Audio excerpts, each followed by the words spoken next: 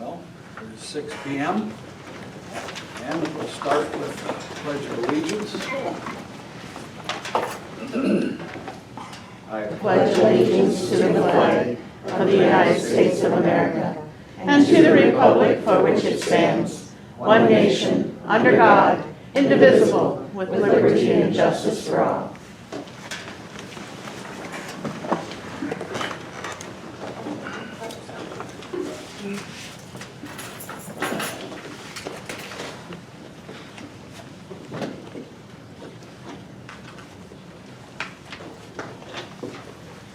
Okay, has everyone had an opportunity to look at the agenda?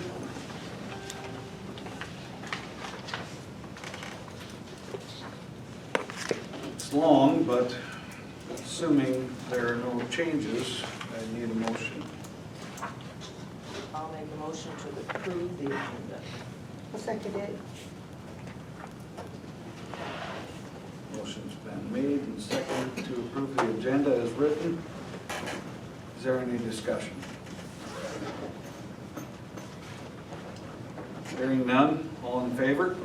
Aye. Opposed? Approved. How about the minutes of June 6th meeting? I'll make a motion to approve the minutes of the June 6, 2022 meeting. I'll second that. Motion has been made and seconded to approve the minutes of the June 6th, 2022 meeting. Any discussion? If not, all in favor? Aye. Opposed?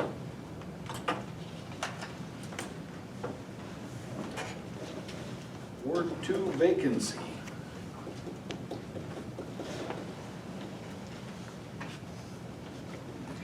A gentleman, there he is. There he Yes.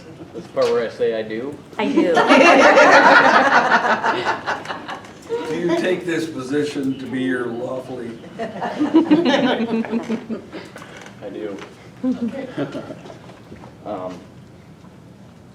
do I do? Basically, just introduce yourself and say you've got your Ward 2 transferred over to that. And Okay. Yeah, you're now a voting member, Mhm. yeah. Well, he's still, but you need to make, someone needs to make a motion. No, I mean, he's a voting member of Ward 2. Yes, he is. Yes, that's what I'm saying. Yeah. I'm Kyle Vandenhall, a voting member of Ward 2.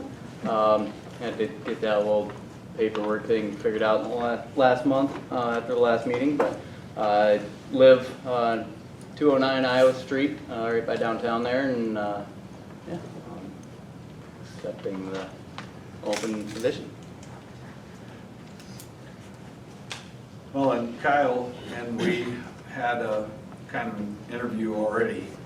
I don't know if any of you folks have any other questions that you'd like to ask him, or Kyle, you'd like to ask all of us, but if not, we would need a motion to appoint Kyle as an alderman.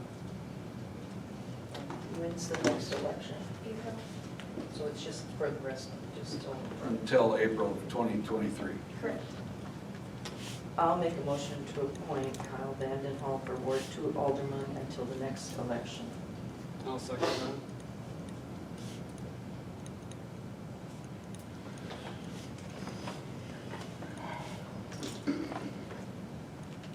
Kyle, how do you spell your last name? VANDEN, capital HULL. Okay.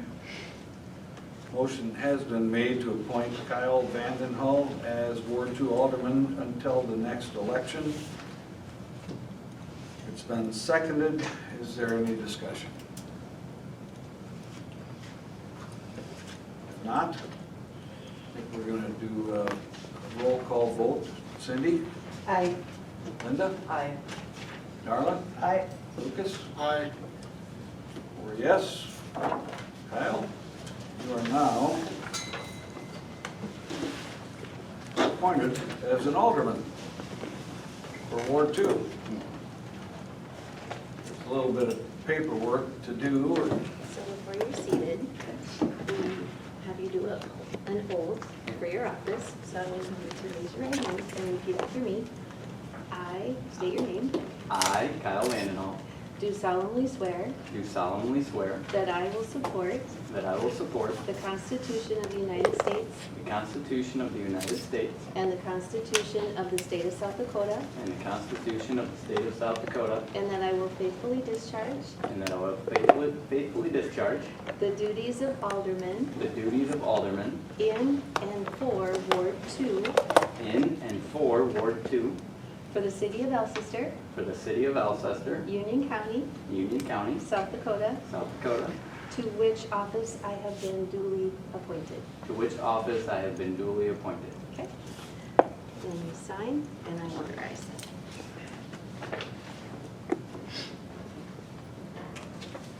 Thank you. Now you have your seat. Thank you, Kyle. And thank you to Patty. We're going to move on to item 6, public input. I have public input. Mayor, I don't think I have a current phone for contact for you. Could I get that from you, please? It's on the web. Okay. Are you answering it? Because I'm getting calls from people that they're having trouble and, Yeah, when they call, there's an automatic robo-caller stop. So you have to listen to the whole message and then you'll get through. oh, okay. I'd like to touch on I noticed that the bar bid is for the lease. I still think we should sell it. I should be declared excess baggage, surplus, I'm sorry. The city doesn't need to be running competition to the private sector. We've already, we're running competition with our restaurants now. And I just noticed a thing on the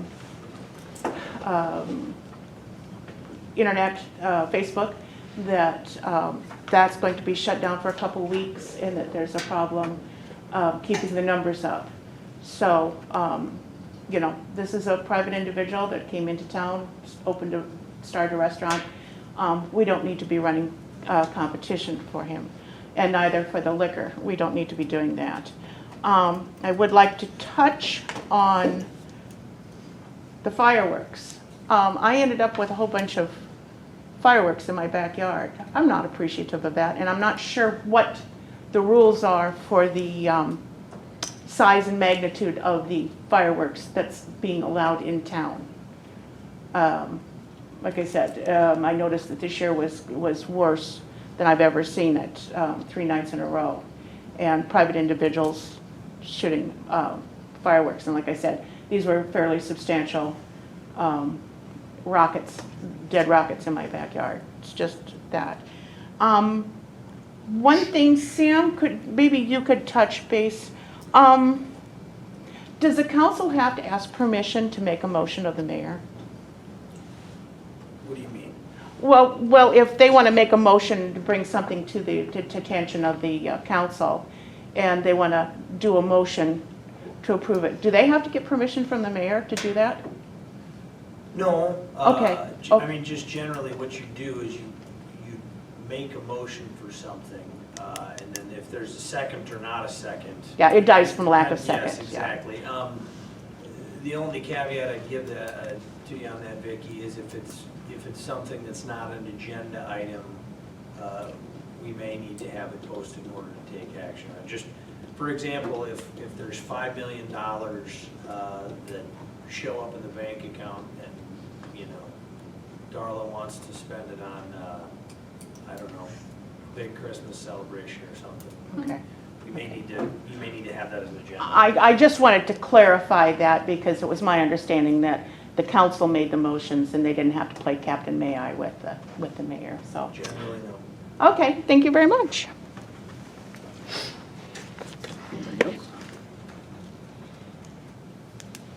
Is there any other public input? I have some public input.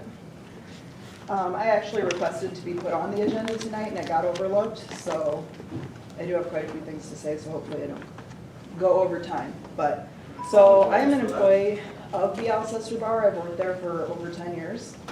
You know, and so I have some input about, I understand at the last meeting, I watched the video and there was some discussion about potentially selling the building versus continuing to lease it to someone and keeping a bar in town. So I think it's important to have a local bar, especially the fact that it's located on Main Street. I think that's very important. I get quite a few people when I'm working who stop in the bar asking for recommendations for food, because we pretty much don't serve food. We have frozen pizzas and some microwave sandwiches, but in the past, before the clubhouse opened, I used to send people to Beersford, Waddy's, different towns. Now I'm able to send people to the clubhouse. And most of those people who pass through town would never know that the clubhouse exists or that there is an option for food in Alcester without stopping in and asking. So I think that is of a benefit to the clubhouse, having a local bar on Main Street. As has been brought up, I do not think that the clubhouse and the bar are really competition for each other. The Alcester Bar basically does not serve food, and the clientele are very different. We have a lot of regular customers who frequent the bar, people who aren't so regular but stop in maybe once or twice a month. I've had a lot of customers say that they aren't interested in necessarily going to the clubhouse. It's not really a bar. You have a few bar seats, but it's a different atmosphere. We also frequently get people who go up to the clubhouse and eat and then stop in afterwards to have a drink at the bar before leaving town, or vice versa, like I said, looking for somewhere to eat. So as to them being competition for each other, I really do not think that's the case. I think we've had numerous lost businesses in town in the last couple of years. You know, Hillbillies, the steakhouse, and so I feel like it would be fairly detrimental. Like was brought up, Arlene's is having trouble staying open. I think to lose another business in town would not be helpful to the town at all. Other things I've heard brought up apply to like the financials of the city leasing the building. I got some numbers from Patty. I have some specifics, but basically over the last 11 years with liquor tax, 5% on beer, 10% on liquor, the off-sale license that Teresa pays each year, and rent, about $217,000 has been brought in over the last 11 years. And per Patty, about $55,500 has been spent on the bar. So if you look at that and average it out, over the last 11 years, that's almost $15,000 a year that's being brought in as income to the city. So for those arguments I've heard where it's costing money, I do not think that's the case. Another thing, I don't know if people realize how many people from other towns do stop by the Alcester Bar, especially on the weekends, Saturdays and Sundays. We get a lot of customers that come from Beersford, Hayward, and Hudson. We do get a lot of out-of-town people, and I've noticed more and more of those people going up to the clubhouse to meet. So, you know, I think that also brings business to town. Also, if we were to lose the Alcester Bar, we typically have a dart league every winter. There would be no place in town for dart league to participate. And we have our local Pink Ladies Dart League that raises money for people with cancer. And that's a dart league, and we would no longer have a place in town. We would have to move to a different town to continue to do that. So I think those are some of the things that would be negative effects of losing a bar in town. So also, I know on the agenda for a later date is to set the date for the conversation about the off-sale liquor license. So I would just also like to mention my opinion on that is, I know the last time that came up in front of the council, I came in and said my piece. You know, I've heard concerns from a lot of people in the community about just having it in a gas station setting, how many young people work there and how that could be an issue. But from my perspective, working at the bar, the Alcester Bar is the only one who has typically been allowed to have the off-sale license. And if you do give someone else in town an off-sale license, you will be very directly taking a percentage of the Alcester bar away from them. The Alcester bar has very few revenue streams. It's on sale, off sale, and the machines, essentially. And taking a percentage of the off sale away, I think would hurt the business. And if you decided to do that now, when you're potentially going to be looking for someone new to take over, I feel like that would be a pretty harsh thing to do to someone new looking to take over a business, to right off the bat take away a certain percentage of their income. So, but Could we get a name, please? Kama Johnson. Okay.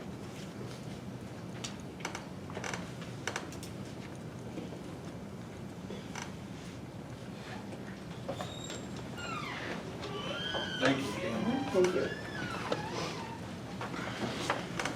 Is there any other public input?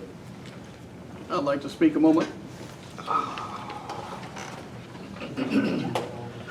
I'll keep mine a lot more brief. She's pretty well covered it, I think. But I sure in heck don't want to see another building sitting empty down there. And I also always believed that the place brought in money to the city. And I agree, like I said, like she said, it's different clientele than you have. One thing she didn't mention, and I've been in there many times when people come back for whatever reason, you know, to visit family or something in town. And sometimes they just want to go down to the bar and have some drinks. And this is a place they probably went to for years when they did come back. That might be a small item, but it's something to also consider. And, you know, I can remember my father-in-law always hit the bars, and I think he'd really be sad if it was closed. Thank you. What's your name, sir? Kerry Hedman. Okay, thank you.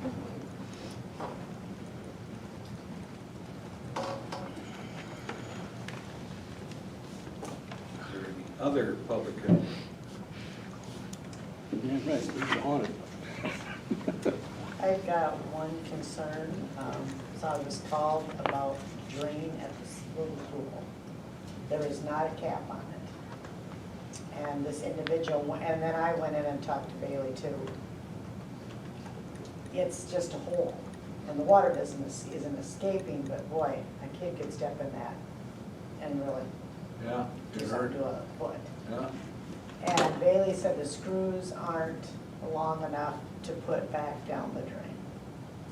So I told her, well, we can contact Lonnie or somebody to get a longer screw. But that was just Saturday. Okay. So, but it is open.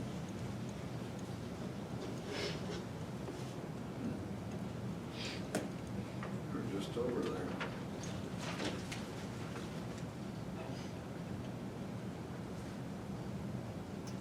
And I also, it will come up later, have had a few phone calls on the fair. People are still worried it's gonna move, or they wanna know where we're setting. And somehow, I think we need to get the word out that the fair is still going on this year. We still want people to attend. There's a lot going on. I think it's so distorted Yeah. that it's gonna sell, they're losing focus on, hey, let's do the fair this year.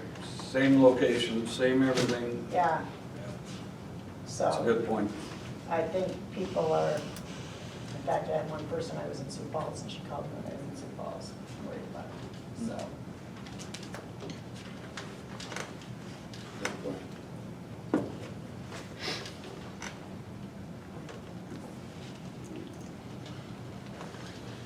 Is there any other public input? There's by the funeral home on the road and a parking spot there. It seems like there's a sinkhole started there. There's an open hole in the asphalt and it's sunk down. It looks like underneath the parking spot. Really? And it's open and like you can see a hole inside of it down the road, so. It's on Broad, isn't it? No, on either Second Street or Iowa. It's on Second, but right at the corner of Second and Iowa. Second and Iowa. By the funeral home. It's like right by the corner there in probably the first parking spot or so.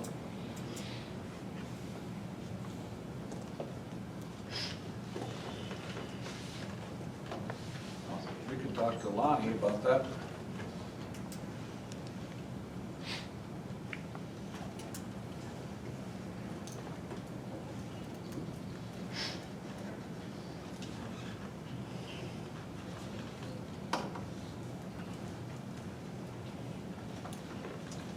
Is there any other public input?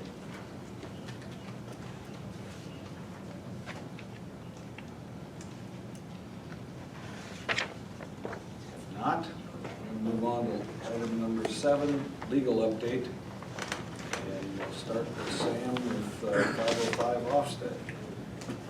Howdy, council and everyone. 505 Ofsted, got the court order taken care of. We can demolish the structure and do what we need to do to get it removed. Pat, if I'm remembering correctly, all utilities have been turned off and disconnected. With the exception of water and Okay. sewer. We've got 2 entities that are looking at getting us a quote for demolition removal of the structure. One we got from THA Excavation and Demolition, $27,000 and change, pretty spendy. I'm waiting to hear back from Short Excavation on that. Short does not have the capability to long haul the essentially the debris created by the house all the way to the Sioux Falls landfill. So I checked with Beersford today. Beersford would be willing to allow construction debris in their landfill. I'm not sure on the price, but it won't be too expensive, but we have to have all household garbage items out of the structure. They will take appliances in the Beersford landfill as well. Jeff from the street guy from Beersford is gonna come do a walkthrough of 505 at some point to see how many truckloads it might take and therefore what cost it would be, but trying to keep the cost down. There have been some discussions with HRC just very generally about when we can get something onto that lot. We don't own it yet at this point. We have a judgment lien for our cost against it, but the property owner is willing to quitclaim deed it to the city. I don't know if he'd do a warranty deed, that'd be preferable, but he is willing to deed it. Any questions at all about 505? 307 Iowa, Mr. Fillingsness and I had talked a little while ago about sending another nuisance update letter. I have not checked with Mr. Fillingsness to see whether or not he talked to that property owner yet, but my understanding is that property owner is now employed in town, and so he's more readily available to work with us on getting this place taken care of. The discretionary tax formula resolution, you'll see that in front of you in your packet there. It's actually an ordinance because when our ordinances were written, we wrote our discretionary tax formula into ordinance. All that means is that we're going to have to do first reading, second reading, and then follow the notice of publication requirements as opposed to passing a resolution. Most of these sections are identical, but you will see the addition of, I believe it was affordable housing structures in 10.0305, and that replaces the, there was a different section that talked about structures that is no longer applicable because of changes in state law. And the other piece that's really the most important piece of this ordinance is 10.0307, and what that does is reflects the statutory change. We have a graduated tax structure where we charge a percentage per year for qualifying structures, and it can be affordable housing structures, commercial residential, or regular residential. The county does not have an ordinance, and so that's why you see in 10.0301 and 02, we can also do this graduated tax abatement for commercial and industrial structures as it relates to housing, residential, whether it's commercial or single-family dwellings or redevelopment. They expanded the number of years. It went from 5 to 7, so that's why you see 25, 25, 50, 50, 75, 75, and then 100% the 7th year. So it gives a little bit of a tax break for longer. the whole idea behind this scheme that the statute allows us to do if we want is to give people a tax break if they're coming to town. If you're gonna give the tax break, you gotta do it for the 7-year period as required by statute. You don't have to pass this ordinance, but then you're not giving anybody a break. We've had this since forever, I think, right? Yeah. Since it was authorized in some form or fashion for at least a decade. So anybody have any questions at all on the new ordinance and what it does? Okay. Looks like we'll take a vote. Mayor, can I go just a little bit out of order and talk about the fairgrounds? Certainly. Okay. Been in touch with Mr. Miller, the state's attorney for Union County, who's been working with his commission. We've talked to Fred Prater. Fred Prater's the gentleman you may remember who appraised the old city building, what I'm gonna call the Armory or the Gymnasium Hall for us before we sold it. We were pleased with his services, so we engaged with him again. We're going to split the cost with the county, and I can't remember what the dollar amount was. He agreed not to exceed, I believe it was $7,000, and I don't believe he'll get near that. But what he's doing is he's telling us what our land will be worth, what the county's land will be worth, what the buildings are worth, what the cost to move the buildings is going to be, etc. That'll all be confidential until we decide to disclose it in the course of discussions with the elevator, if those discussions continue to occur. This is my sense and my sense only. My discussions with Jerry Miller, the county sure hasn't seemed to indicate that they want to move the fair anywhere. I think that their intention is to have it on land south of town by the steakhouse. That everything that Mr. Miller and I have discussed has led me to believe that. Can't say it for certain, but that's where we're at. I think Mr. Prater will have his appraisal done hopefully by mid to probably end July. And then I anticipate discussions with the county after that. Subject to questions, that's all I have for the council. And one thing that I noticed before we make the motion on that ordinance, it should be 2022-03. And I will change that on the next reading, but so it should be ordinance number 2022-03.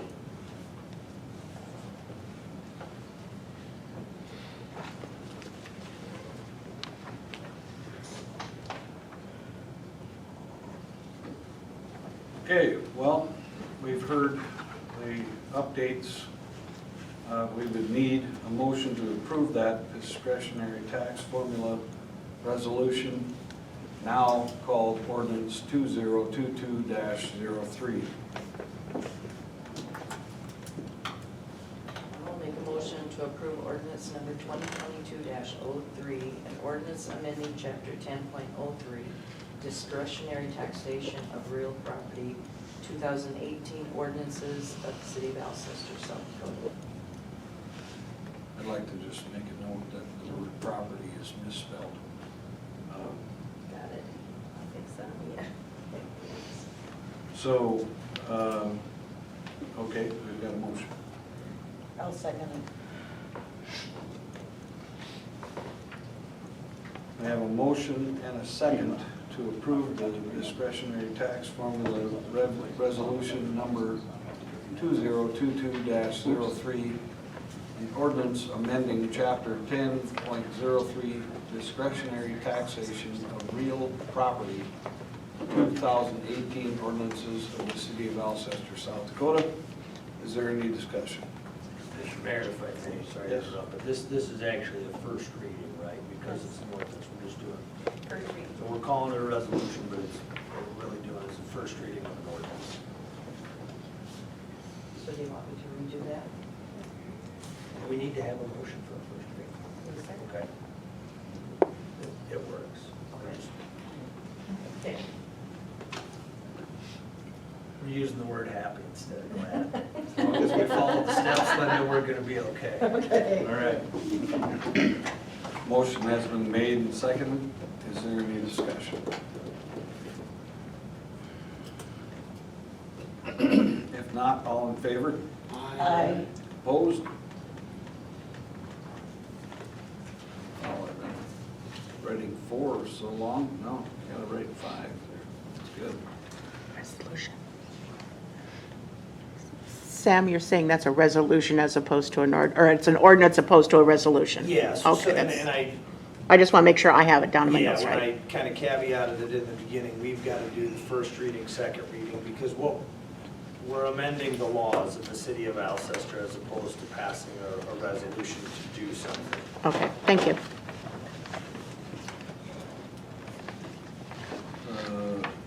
Line item E, I'm assuming is. Only if needed, and I don't think it is needed. Okay. Well, then we will move on to item 8, fairgrounds updates. I think somebody did that. Okay, we've already heard from Sam. There isn't anything from you, Darla? No, we You haven't know? had no Okay. any meetings. Okay. Well, then we'll move on to police department and the update there from Chief Sculler. How's everybody doing? I'll be quick because I know it's long. Busier month. I mean, Grayson's back, so we're kind of on full steam again. Couple, I think, way in the back is where I stapled the abbreviated version, which I think I did bring with one copy for Gordon as well, if I can find it.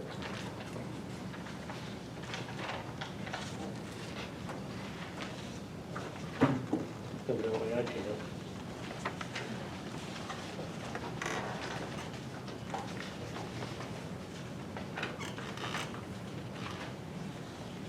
Did everybody find it? Yes. Okay. I guess, we're running into everything. Kind of a typical month.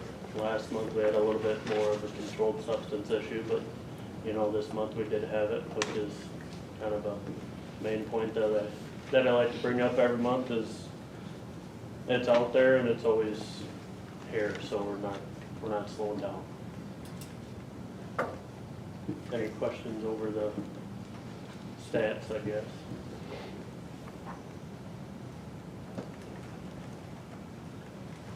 How are things going between both of you now that you're back in the circulation? And I mean, you feel like you're still overstretched beyond belief, or Yeah. depends on the day? It depends on the day. So, I mean, we live through it, we tread through the mud and call it a day.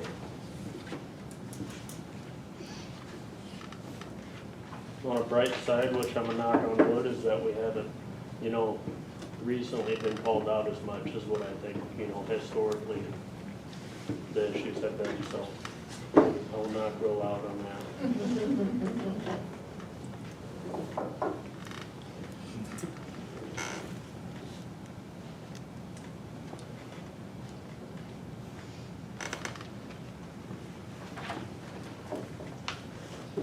Anyone have questions for the chief or Officer Lass?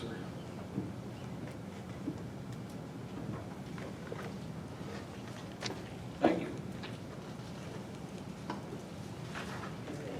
I'm going to make a motion to enter into executive session pursuant to SDCL 1-25-2-1 personnel.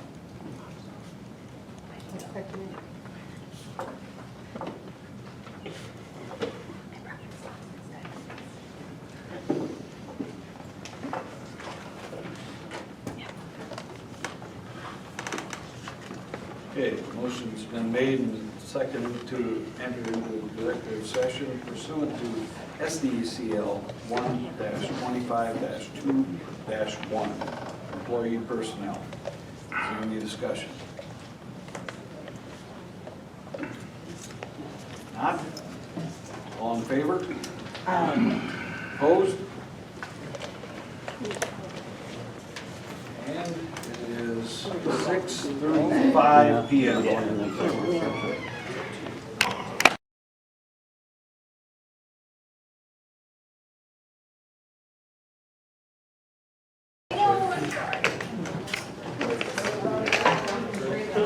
So, let's come back in, and then we'll, We're gonna run out of cheese.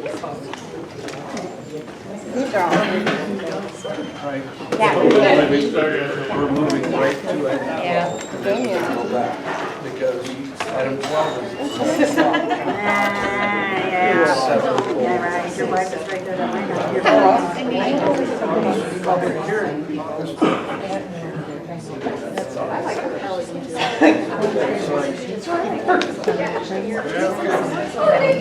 That's even better.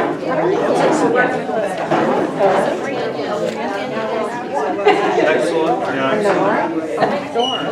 Oh, yeah. We were coming out back from and I thought we better get home. So they were getting down and I thought, well, let's go ahead and have a so we went in there and Dad brought my horse, so we quit running around. So we were lucky to yeah. Oh, that's too bad. I heard you lost it.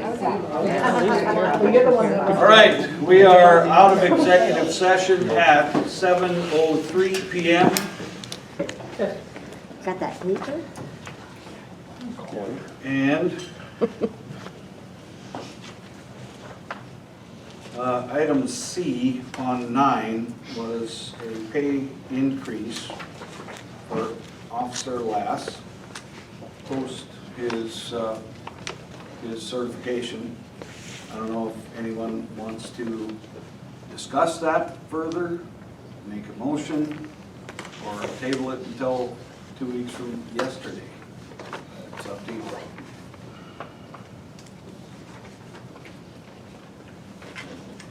I would make a motion to approve the pay increase for Officer Lass to $18.28, retroactive to 6/4/22, post LAT certification. I'll second it. Motion has been made and seconded to approve pay increase to $18.28, retroactive to June 4th, 2022, post LET certification for Officer Lass. Any discussion? Hearing none, all in favor? Aye. Opposed? Motion passed. We'll move on to item 10. And I know Tanya Miller is here somewhere. Might be talking to Sam. Oh, Sorry. okay.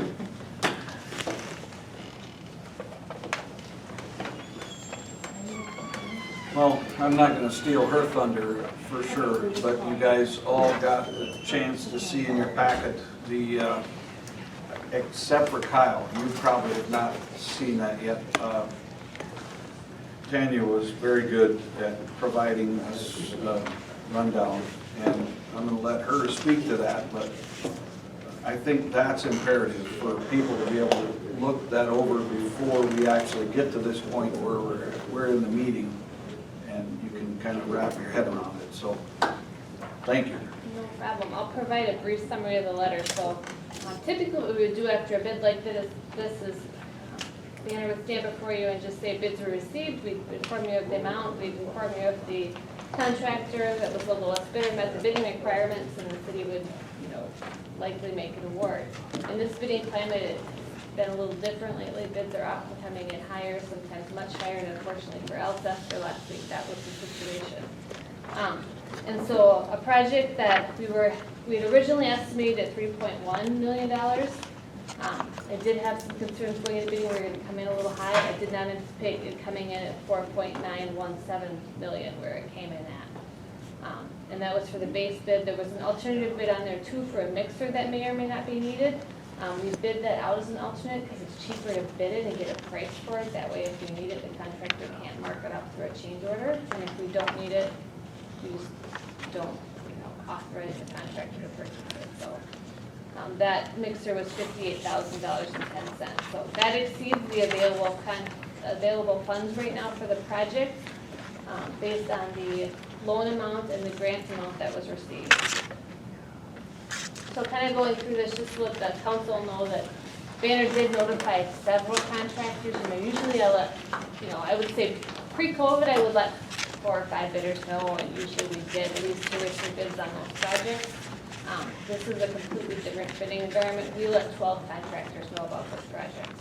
Pretty much every water, wastewater treatment plant type contractor in the area contacted them, let them know. We had, I've got the plan holders list attached to the letter. I think we had 4 or 5 generals on that list. There's also several subs, but for general contractors that would do this type of work, we had 4 or 5, so I was pretty hopeful we'd get 2 or 3 bids. So when only 1 bid was received for the work, I was also disappointed. We talked to the remaining 11 contractors that did not bid the project to ask them why. We could not get a hold of every single one of them, and kind of heard a variety of messages, all the way from they're short on labor and they can't get enough staff to bid the projects they weren't, to their plates already full through now in 2023, to they had other projects bidding during that time frame that were a higher priority for them, so they went after those bids or focused on those bids instead. So, and just kind of, I think one point that iterates the bidding climate that was going on, the contractor that did receive the bid, in the 2 weeks before the bid, the stainless steel piping that's needed for the aeration system, it went up 20% in the 2 weeks before the bid. So that's the kind of things that are going on right now. That, and I know the contractor I talked to, at the time of bidding, he did not have a quote from a concrete contractor or a plumber or an HVAC contractor. So he kind of just had to estimate those going into the bid with cushion. The other goofy thing was he only got 1 price from a seeder. There's less than an acre of seeding on this project, and the seeding price that he got was $98,000. That's crazy. So what we did, I just kind of want to back up to this. Now you start to think about, can we cut things from the project to get the price down? We did a lot of value engineering ahead of this, and that's because we were very concerned that $3.1 million budget for the original scope was going to be tight. So there's structures and things that we could live without, or we changed some of the designs so we didn't need them. So, and we also raised the whole tank 10 feet up higher out of the ground to avoid water table and things like that to save funds, and rerouted how the flow moves the plant. So we did quite a bit ahead, and I know if those changes wouldn't have been made, the bids would be much higher. So there was quite a bit done, which makes it harder at this stage to try to find more things to take out or adjust.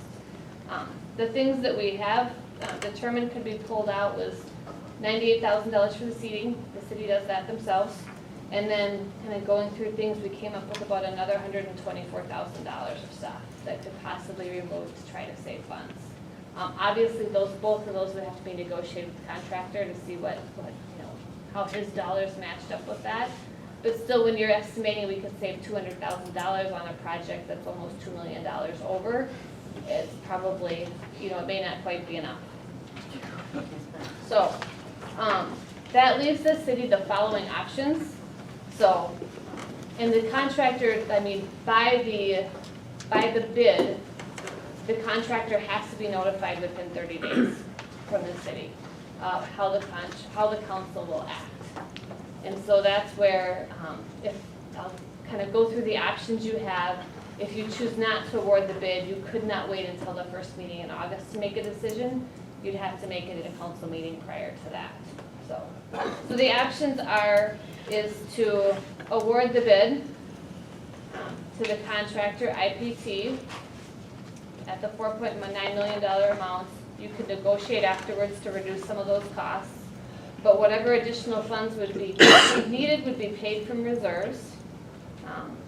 If the city does not have enough in the wastewater department reserves to fund the difference, and I'm going to assume you don't because that's a significant amount of money, then the other option would be to apply for additional funds to the DANR to fund the project. I've called and spoke with Andy Brules about the project, and he's kind of the head finance person at the DANR, and indicated the situation the city is in. He indicated that there would be no question that the city would receive loan funding. Likely there would not be additional grant funding. The grant package the city already received for the project was very good.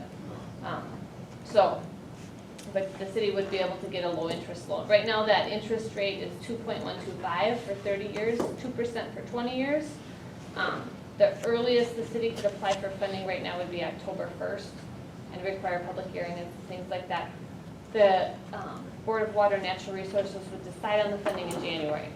So the one thing that is unknown at this point, that January meeting is the same meeting that, they've got 2 meetings, I think, between now and then. Well, they meet every 3 months, but who knows if they're gonna raise interest rates? I think that's the whole point of that. So that's the other thing, that interest rate may change just because the market interest rates are going up, so their interest rates may go up too.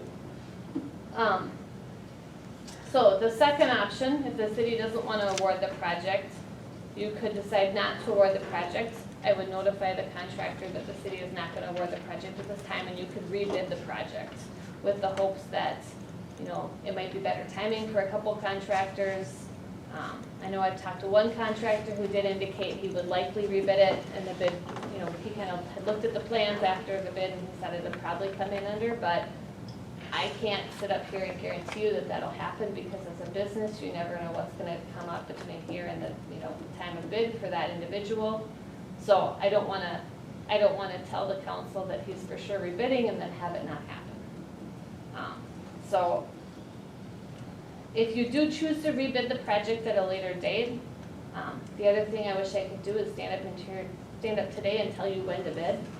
With this bidding climate, there's no crystal ball. So I can't tell you if it's a good idea to, bid it in 2 to 3 months, because contractors, they don't want to wait, because things and materials and prices are only going up for them. So it would be better to be rebid soon. I know I heard that from a couple contractors, if they bid it, rebid it soon. But then or do you wait? Do you wait until like next spring and rebid it? But I also know there's a bunch of project funding coming through with the ARPA money and the infrastructure bill, and a bunch of that got awarded this spring, so once those go into design, they'll be bidding later this fall and next spring, and so, maybe it'll get worse. Maybe it'll be better. I have no idea. The other option the city would have is to not award the project and shelf the plans. And this is where DNR has indicated that they usually like the projects bid within a year.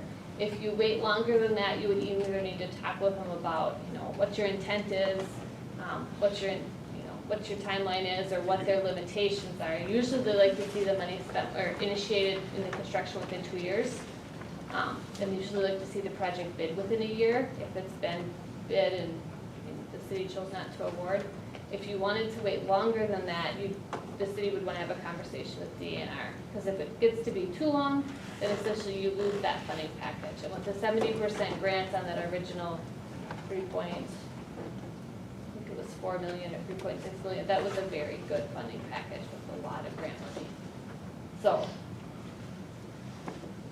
I know the other thing I just want to point out is, I don't want the council to hope or expect that if we rebid, the project's going to come in at 3.1.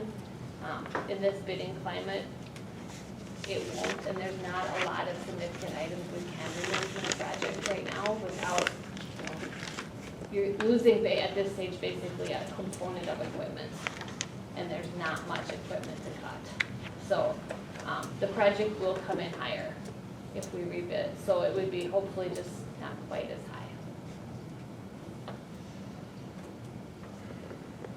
So one of the things that I really applauded when I saw this letter from Tanya that she gave us on page 2, the individual bidders, I guess, responses or lack of responses to why didn't you bid and what would it take to get you to bid. And as you can see, some just didn't respond, even to the second ask for information. So there's a lot of that going on right now in every industry. So I guess, again, she gave you 3 options, and I'm not saying those are the only 3 options. That's on page 3. They're right in the middle of the page. You have the following options for the bid. I'm not saying that's the only 3 options available. I mean, if one of you can come up with a way to manufacture a couple $1 million, get her done. But if you can't, those are the three most viable options. And I guess that's what we have to probably decide on in the near future. I'm not saying we've got to do it tonight, but 2 weeks from yesterday, we should have a good answer as to what we want to do going forward here. Do we have until our second meeting in July to make a decision? Because I thought that was one of the negotiation points, is we said a decision would happen. We had initially put in there 10 days, and when we updated, when I went through the contract, that contract language is not in there, except for that one spot. I left it at 30. Oh. Instead of putting a provision in there, especially when things got moved over the July 4th holiday. Oh. So you still have 30 days, and it would be July 27th is when you would have to let the contractor know by contractually. So that's good news, but at the same time, is it gonna make it better or worse? I mean, if we wait 3 months and rebid, is it gonna be better or worse? Nobody's got a crystal ball, right? So,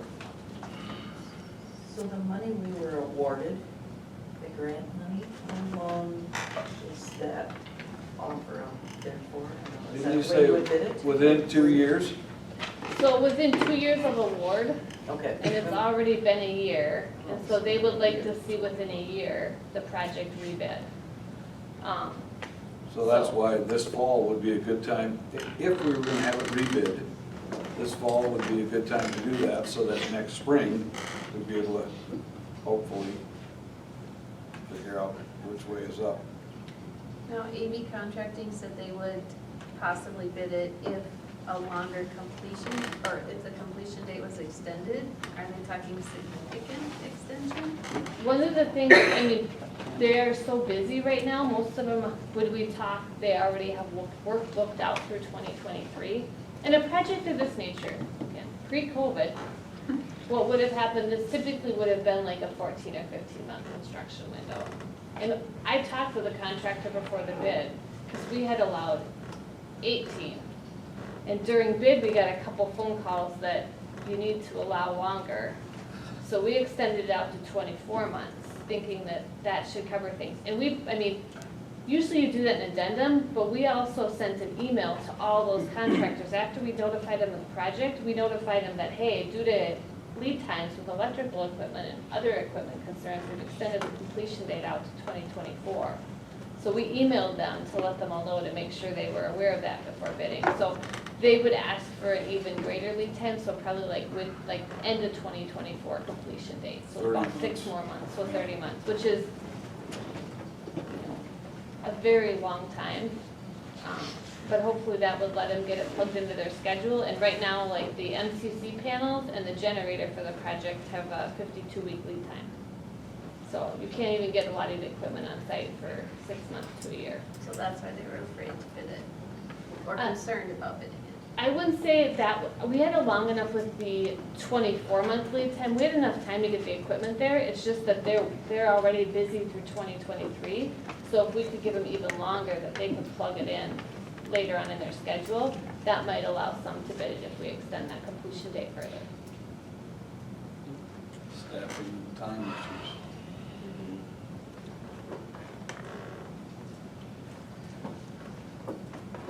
So, we're gonna talk about this later in the meeting, but there is, just so you know, the expenditures, if we don't bid it, and we, basically option number 3, if we don't bid it and wait till a later year, we have $188,000 worth of expenditures that we need to pay. So I'm assuming if we would choose option 3, that would be something we'd have to cash flow. If we didn't take advantage of No, the you funding. can draw, since the loan's closed, you can draw on that at any time. Okay, So you just draw on the loan okay, to cover those expenses. okay.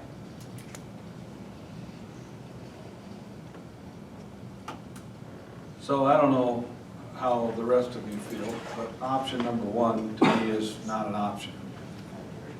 I don't think we can afford 4.9 million when we're already thinking about 3.1 million.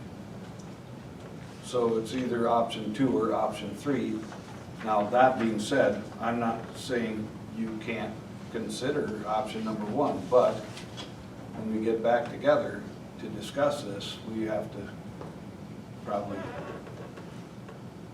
stick a stake in the ground and go from there. So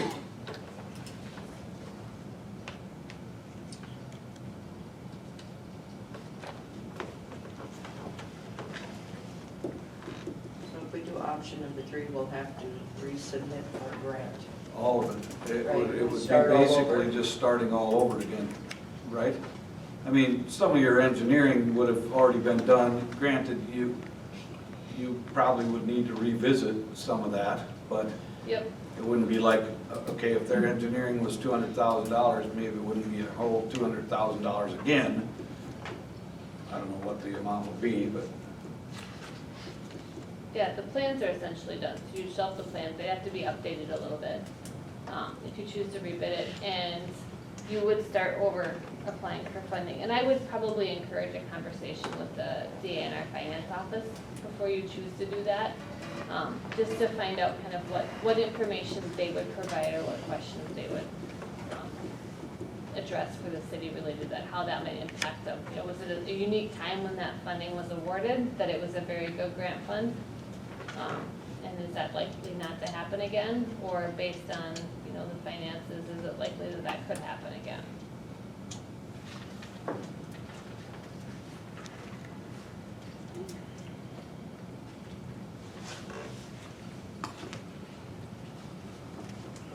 so I don't know if you have any other questions for Tanya, or if you want to have any more discussion right now, but I think it's a lot to swallow right now.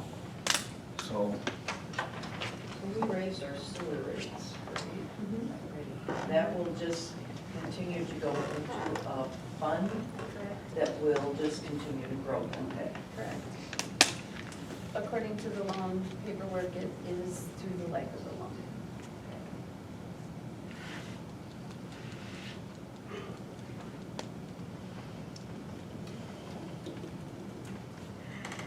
okay, well, there's an update, we got it. Bid awarding, I don't know if you want to do that, but item B is an option and item C is an option. Or we table this until 2 weeks from yesterday, and then we come back together and we hammer it out. Table. I agree with that, table it. We'll move on to item number 11, Alcester Bar, notice to bidders. Thank you, Tanya. We really appreciate all of your help. I mean, you have no idea.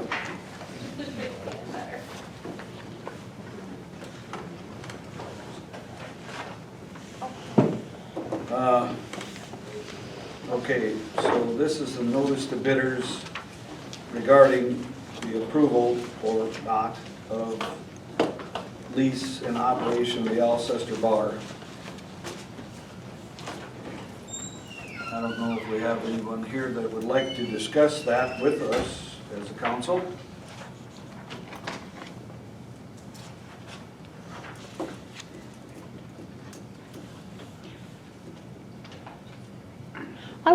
I would like to say one thing in my earlier remarks, that selling the bar does not mean the bar goes away.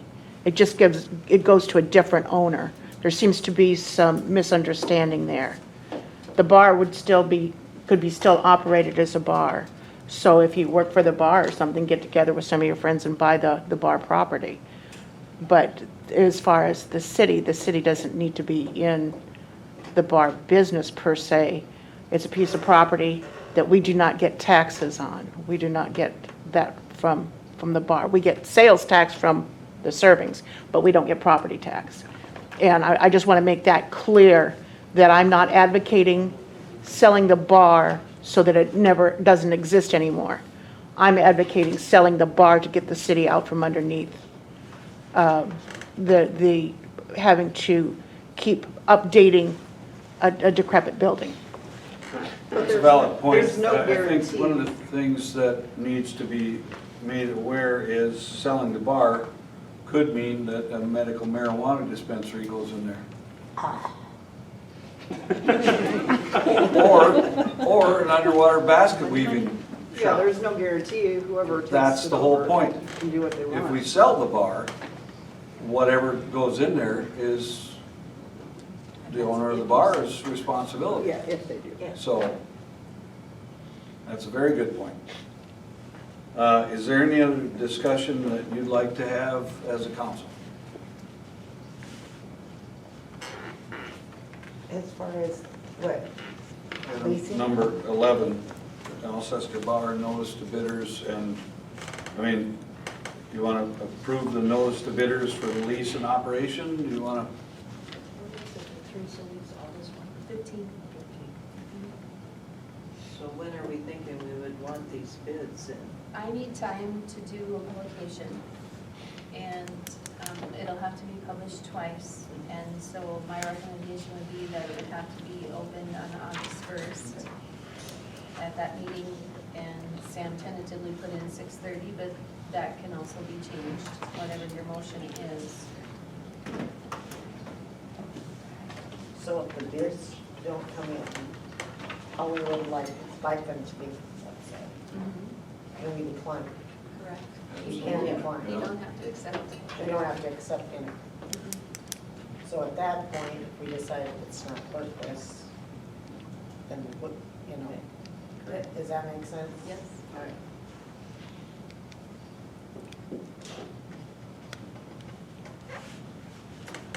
So, do you want to approve the notice to bidders?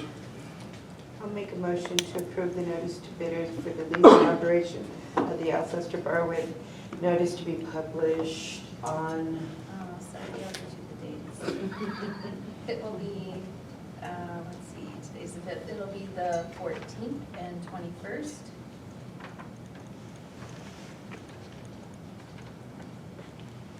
And then open on 8/1. And are you comfortable with the time of 6:30, or would you like that changed? I'm good with it. Okay. 6:30, you said? Yes.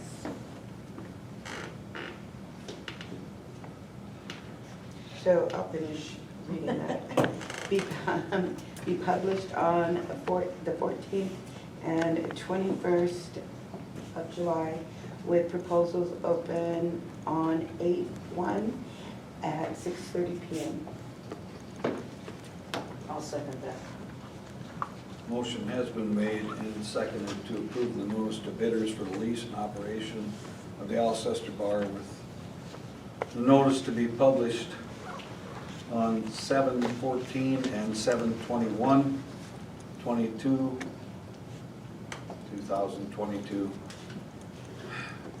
And those bids to be opened on 8/1/22 at 6:30 p.m. Is there any discussion?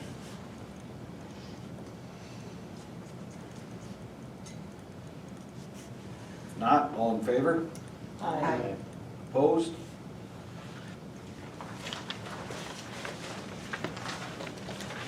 All right. We'll move on to item number 11, or excuse me, 12. Package off-sale liquor license, notice of hearing. And this pertains to applicants J.K. D.D. LLC doing business as Alcester Quick Stop and Alcester Groceries doing business as Total Stop Food Store.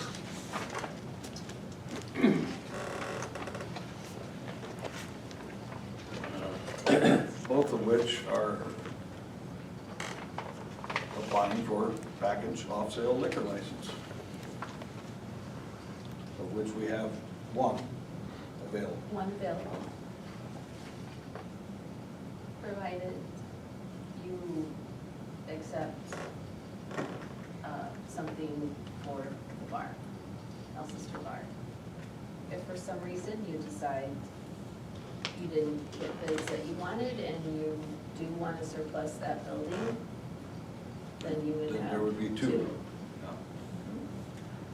Which, that won't be decided tonight, right? So we have one currently available. It could be as much as two, depending upon the outcome of the Alcester Bar situation.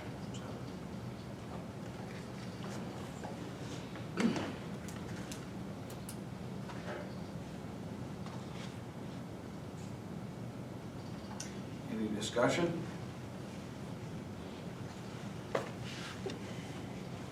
Well, I've talked to people, and so I've already made, I have my idea of what I would do, but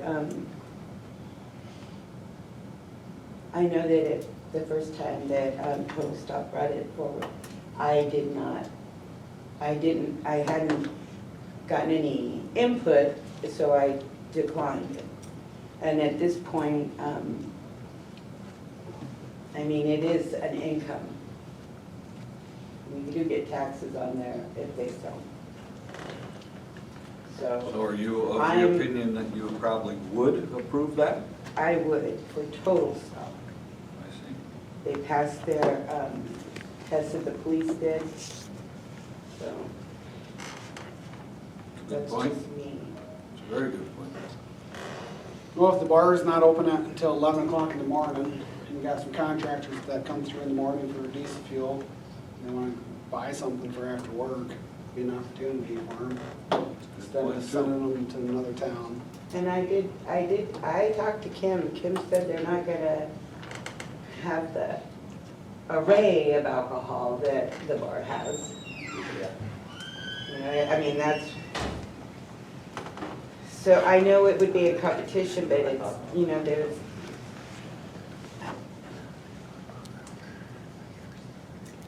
Do we know how much liquor Alcester Bar sells? Is there some way? Off sale? Yeah, off sale, is this, I don't know. Oh, I do not know off sale, Is there some way, only if she would provide that information to you. so I don't want to, if we award this, is this going to make whoever applies for the Alcester Bar not want to do it because then they're going to lose that kind of money? I kind of would like to know what it amounts to. There's no guarantee that Teresa would tell you that kind of information. I know. The revenue the city receives Mhm. is based off of her purchases, not Her her purchases. sales. Okay.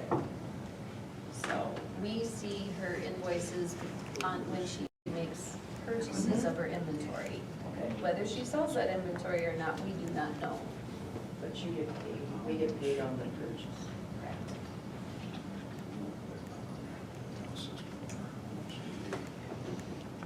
I had a member of the ministerial approach me about the last time. I wasn't aware that this was going to come up and concern for the kids in town. Where would it be located? Is it gonna be right up front? Is it gonna be locked? That type of thing. And I said, I don't know. I did talk to Kim. Kim said that when I talked to Kim, Kim said that of course it would be locked and that it would be up at the front. She kind of pointed out like, now I can't think of how it's laid out. As many times as I go in there. But Kim told me it was gonna be up in the front and it would be locked. Well, if you walk into Casey's. Yeah, it's right up in- front, it's in locked. Haywarden, it's sitting right out there. Anybody could pick it up and walk away with it. If you walk into Casey's in Akron, it's sitting right out front there. Anybody could pick it up and just walk away with it. Now, they gotta get out the door, and that's where you alluded to the fact that Total Stop passed all of their tests. I mean,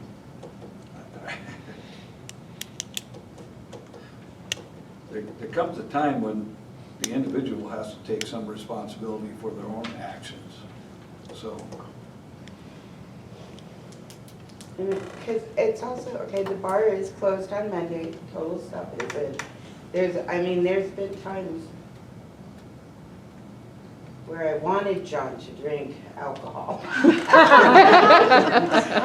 And the bar was closed. The bar is currently open on Mondays. Since when? What time does it open though? 11 See, or noon. most of the clientele I'm talking about is in before that. So, and I hate sending them out of town, and that's what's happening. The clientele comes in before, like, they come in earlier, but. well, it's like Lucas was saying. I mean, you know, there are people that are going out on a job site and all they want to do is just get something for after work. They're gonna all get together at their house later. I mean, that happens all the time. So, I'm not arguing for it, I'm not arguing against it, I'm just laying down the facts. You guys gotta make a decision as to what. So I'd like to say, like, outside of just even the fact that it's liquor or the finances involved with it, I feel that as council, you know, we shouldn't be monopolizing, I guess, towards our own entity. That it should be, you know, fair business. But the bar is not owned by the city, the actual bar is owned by Teresa. Yeah. But she's retiring and walking away, so. But we're initially saying that we're not allowing any competition. And I've heard of this, I've heard when I lived in Beersford, they had this issue with not being able to open another, like a coffee shop downtown for a long time because the council wouldn't allow it. They wouldn't allow competition with their entities. And I don't want to see that. I like to see fair open business. There's a certain statement that says competition is actually good for business. Now, I'm sure that people that are competing wouldn't necessarily agree with that 100%, but it certainly sharpens people up. And the competing businesses are operating a little more lean and mean and competing. So there is something to that too. That's a very good point. Yes, go ahead. I just want to give everybody a real brief and mostly accurate primer on liquor in South Dakota. It's just, so you know, and this, I'm neither for nor against this, I just do what y'all tell me. But back in the day, before the temperance movement and during temperance, before they banned alcohol, and then after, the thought was that it was one of those deals that cities and by extension the people generally control. And what I mean by that is you'll see in most small towns, the city used to have a muni liquor store, and that was where all the booze that was sold in town was initially bought and then essentially resold to establishments. That's why you see the 10% and 5% markup. That still happens today. Alcester's followed a model where you order direct from the wholesaler rather than the city spending the resources to actually physically resell it. The city just does the markup and then sells to the establishments. And it was a way, it was one of kind of, you know, along with sewer and water, and back in the day, if you had when electricity came to town, if you had a municipal power entity, it was one of the ways that the city generated revenue. It was kind of a form of sin tax. And so just so you know, that is why the city has a markup on all booze that is sold in town. And that's in many of the small towns that are still here. I think Beersford is one of the few that still runs a muni liquor store. I don't think Canton does anymore. Beersford is Closed. Okay, we just closed ours. See, I gotta pay more attention. But that model is kind of, the idea was to have we the people control on how much booze was in town, and then have some money made off of it to pay for public goods. And so the point that you bring up is the point a lot of small towns struggle with. We're making our 10% markup. At what point do we kind of control the whole thing, or do we have free market, you know, because we would be getting our 10% markup anyway. So I just think it's important that you all know kind of the why behind the model that we have now. You can do whatever you want with it, but that's how we got to where we're at. I think another thing that, I don't know if it's common knowledge, but when somebody applies for a liquor license, unless the entity applying has committed some type of crime that is felonious, it's against the law for us to discriminate and say, no, you cannot have a liquor license because I don't like the kind of car you drive. We can't do that. You just can't discriminate. And because of that fact, now, let's say an entity has failed sting operation. Now, that's a little bit different situation. There's some gray area there that we have the luxury of being able to say, we're a little concerned about that kind of thing. So, but if somebody asks for a liquor license and they don't have anything glaring in their past that says, you know, I'm some kind of a killer or what, you know, whatever, it's almost our responsibility to say, this is the United States of America. Make money, pay taxes, help us keep the streets up. Thank you. Good day. And the motion that you would be making tonight is just to hold a public hearing. It's not that you're making a decision to grant a license, it's just to hold a public hearing. Well, I think you all know how I feel about it. Last time I talked about this issue back several months ago, I was against any other place getting a liquor license. I don't know, I just don't want to see anything that would possibly take any income away from the bar, because I know they're closing left and right.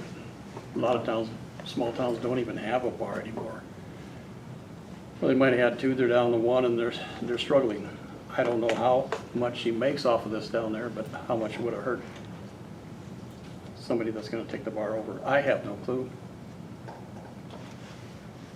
In the same sentence, when I send somebody to a different town to purchase their liquor because A, the bar's not open, then they're gonna go there, buy their groceries, shop their shops, use their restaurants, and buy their gas.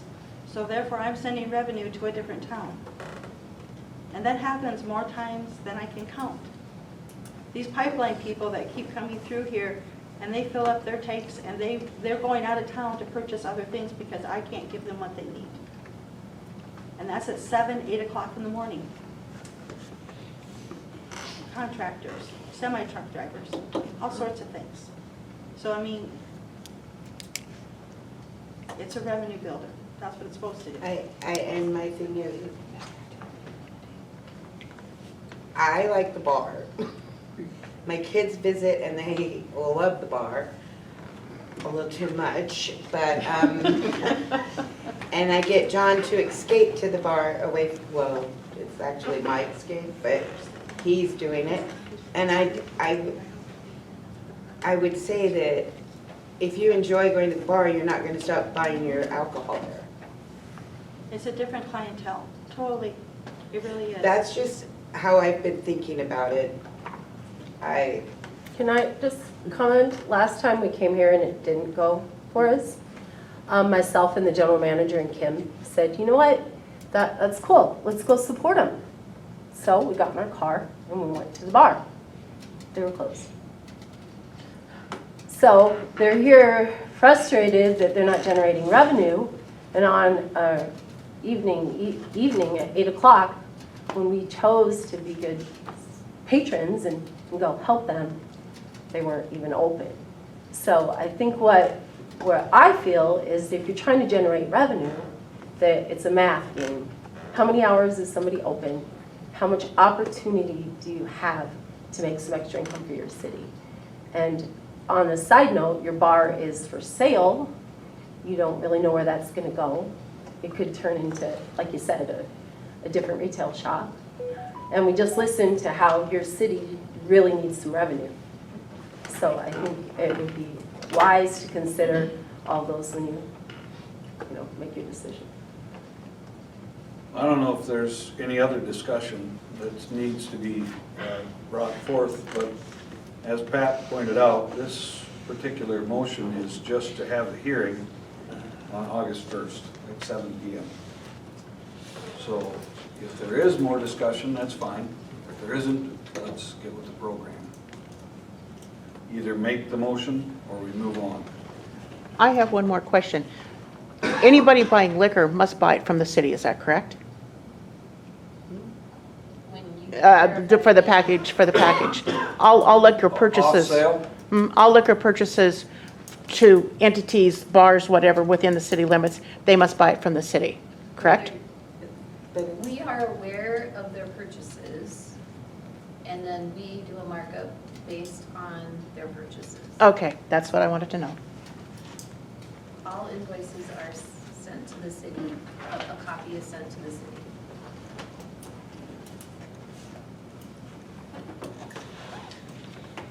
Well, I'll make a motion to approve the notice of hearing to consider the package off-sale liquor license application. Applicants, JKVD, LLC, Alcester Quick Stop, and Alcester Groceries Total Stop Food Store. Public hearing August 1st, 2022 at 7 p.m. I'll second that. Motion's been made and seconded, basically as written in 12 sub A. Is there any discussion? Is this every year have to reapply for this? That's what we voted on, right? Yes, you vote on them. You're just renewing the license that's already in existence at that point. So you could never reject it in here? Well, again, the only way that you can is if there's something fine. extra, yeah. Okay. Is there any other discussion? If not, all in favor? Aye. Opposed? Right, we have a public hearing scheduled for August 1st, 7 p.m. Item 13 is, I don't know how many of you may remember when Parker was working for the city. There was also a young gentleman by the name of Cash Hemmingson that was working here too. And he put in, thank you. Thank you all. Thank you.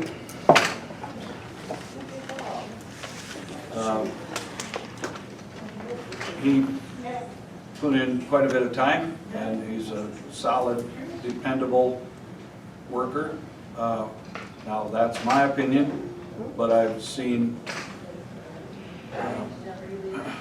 180-degree opposite too in some employees, and he's definitely a more solid, dependable worker. So Cash is interested in getting some work, I think just through the summer? Correct. Yeah, just through the rest of this summer. Yes, and so you can see that the suggested amount for the street department is $12 an hour. It's effective immediately. And he comes highly recommended by the street department, and that's all I can tell you. So I'll leave it to you. He was a very good worker. Yeah, I agree. I was. I'll make a motion to approve hiring Cash Hemmingson, street department, at $12 an hour, effective immediately. I'll second it. Motion has been made and seconded to approve hiring Cash Hemmingson for the street department and other duties as assigned at $12 an hour effective immediately. Is there any discussion? If not, all in favor? Aye. Opposed? There. Okay, this next item is actually something that I asked to have put on the agenda. I was approached by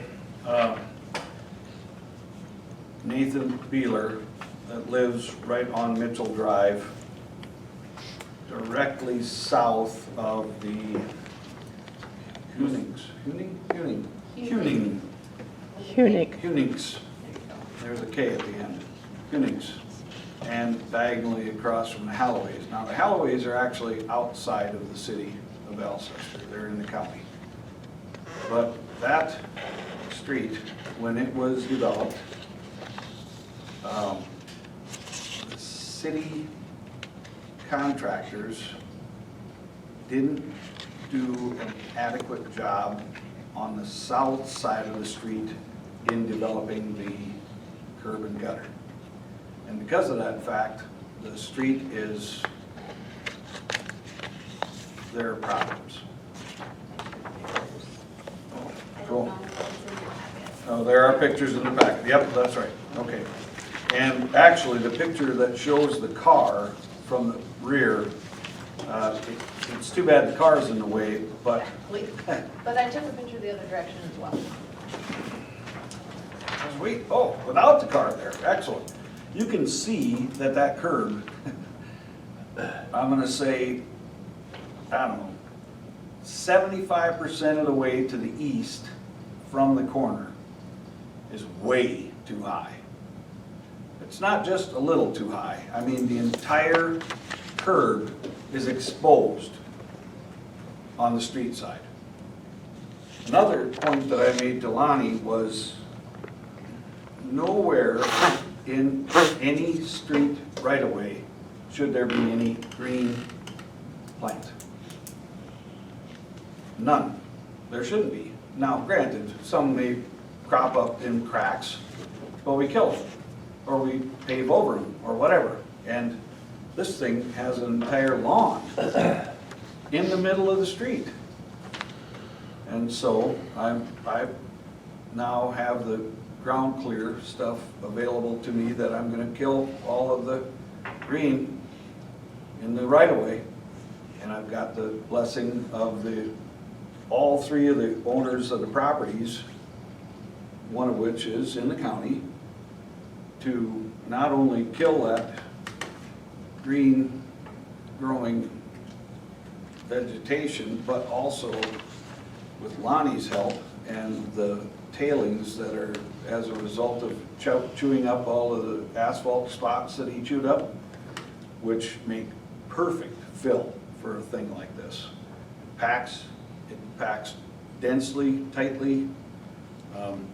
We're going to fill that in, pack it, feather it out so that it goes down to the Halloways area, which is east, just outside of the city limits, and where we will stop our paving, for lack of a better word, will be at the city limit. Now granted, we're not going to leave them with a cliff that they've got to drive off in order to get to their property. We're going to, like I say, we're going to feather that out so that it's nice and smooth.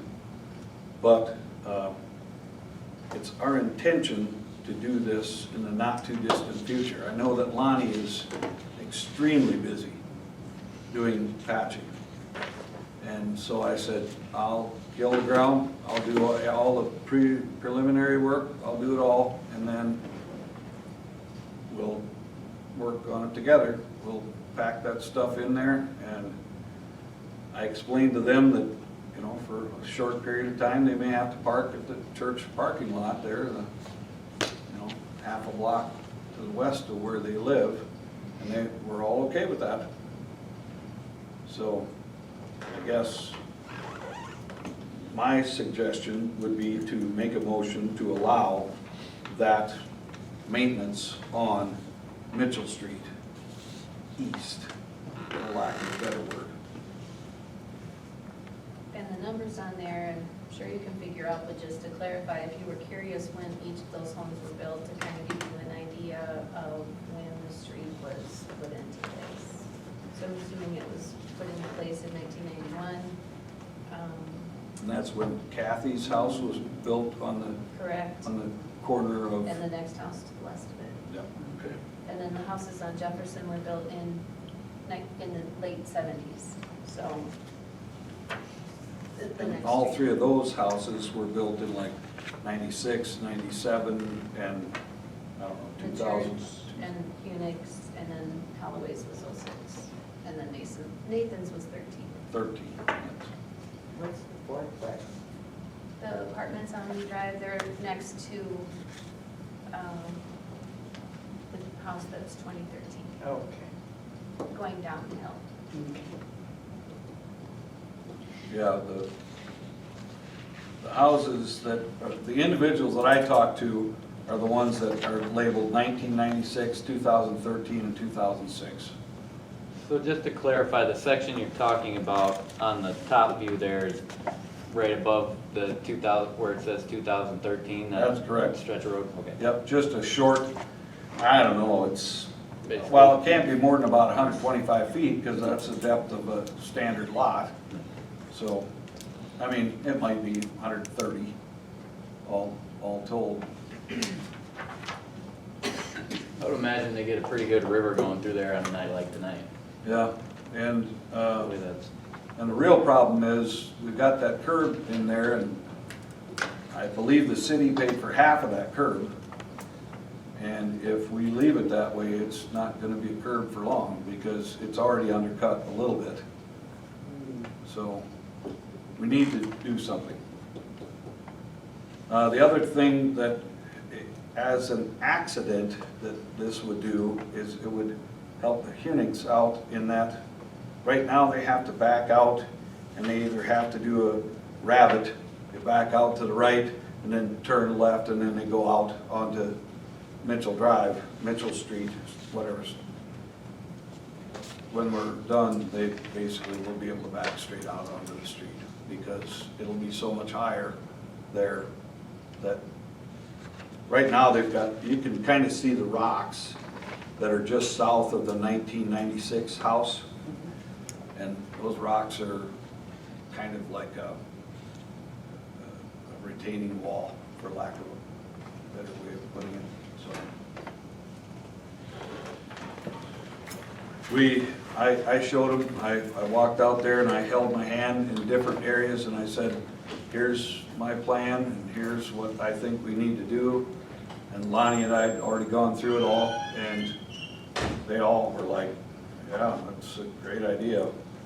I mean, it'll help everybody in the long run, and technically speaking, it'll make the street a street instead of just water hole right now. Was that street platted? I don't remember that it was. I think the first 125 feet was, but aside from that, obviously, once you hit the county or city limit line, it is not. And the city limit line is? Kind of a purple, yeah. And in all honesty, it's not gonna end up perfectly uniform like a street. From where, on that overhead picture that you're looking at here, the car is sitting about right, actually, I think that's that old pickup. It's sitting right about where the curb ends. From that point, it's gonna kind of throttle down and narrow a little bit, because we don't want to, where the Holloway's place is, the 2006 home, that is already a narrower bit of thoroughfare. Right. And we don't want to try to widen that, because it's already kind of a cliff that comes off the south side of that. So we're just going to match up with that. So on Nathan Beeler, is he getting charged curb tax on both sides of the house? Nathan has a, what is his address? Lee Is Drive, it isn't Lee? it? Or is it It's, Mitchell? I think it's Lee. So I think he's it's charged Lee. Lee. Okay. Because initially, Bob and Karen, they should have curb then too, right, if it's in city limits?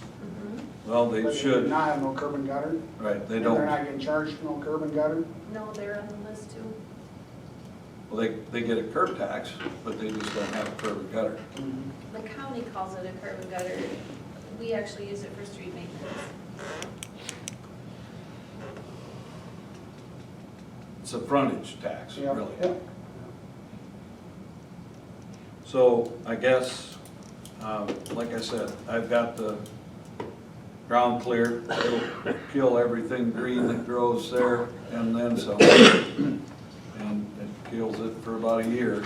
And we've got plenty of time for Lonnie and I to do whatever we gotta do to fill. Mayor, so I'm understanding you, are you gonna fix the curb as well? Negative. Everything's gonna remain the same.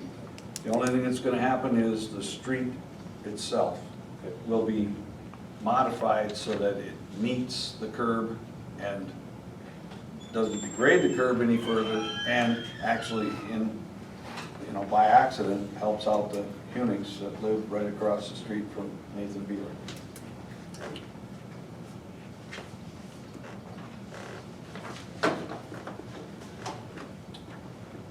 So there's the discussion I have. I don't know if anybody else has any discussion, but we would need a motion to modify Mitchell Street from Lee Drive east to the city limit. I'll make a motion to allow maintenance on Mitchell Drive, east of Lee Drive, to the city limits. I believe it's called Mitchell Street. No, it's It drive. says drive, I think. Did I say street? No, you said drive, but The only one that's a street up there is Anderson. on the green sign, I think it says street. Just saying what I read. Okay, Mitchell Drive, allow maintenance on Mitchell Drive east of Lee Drive. I'll second that.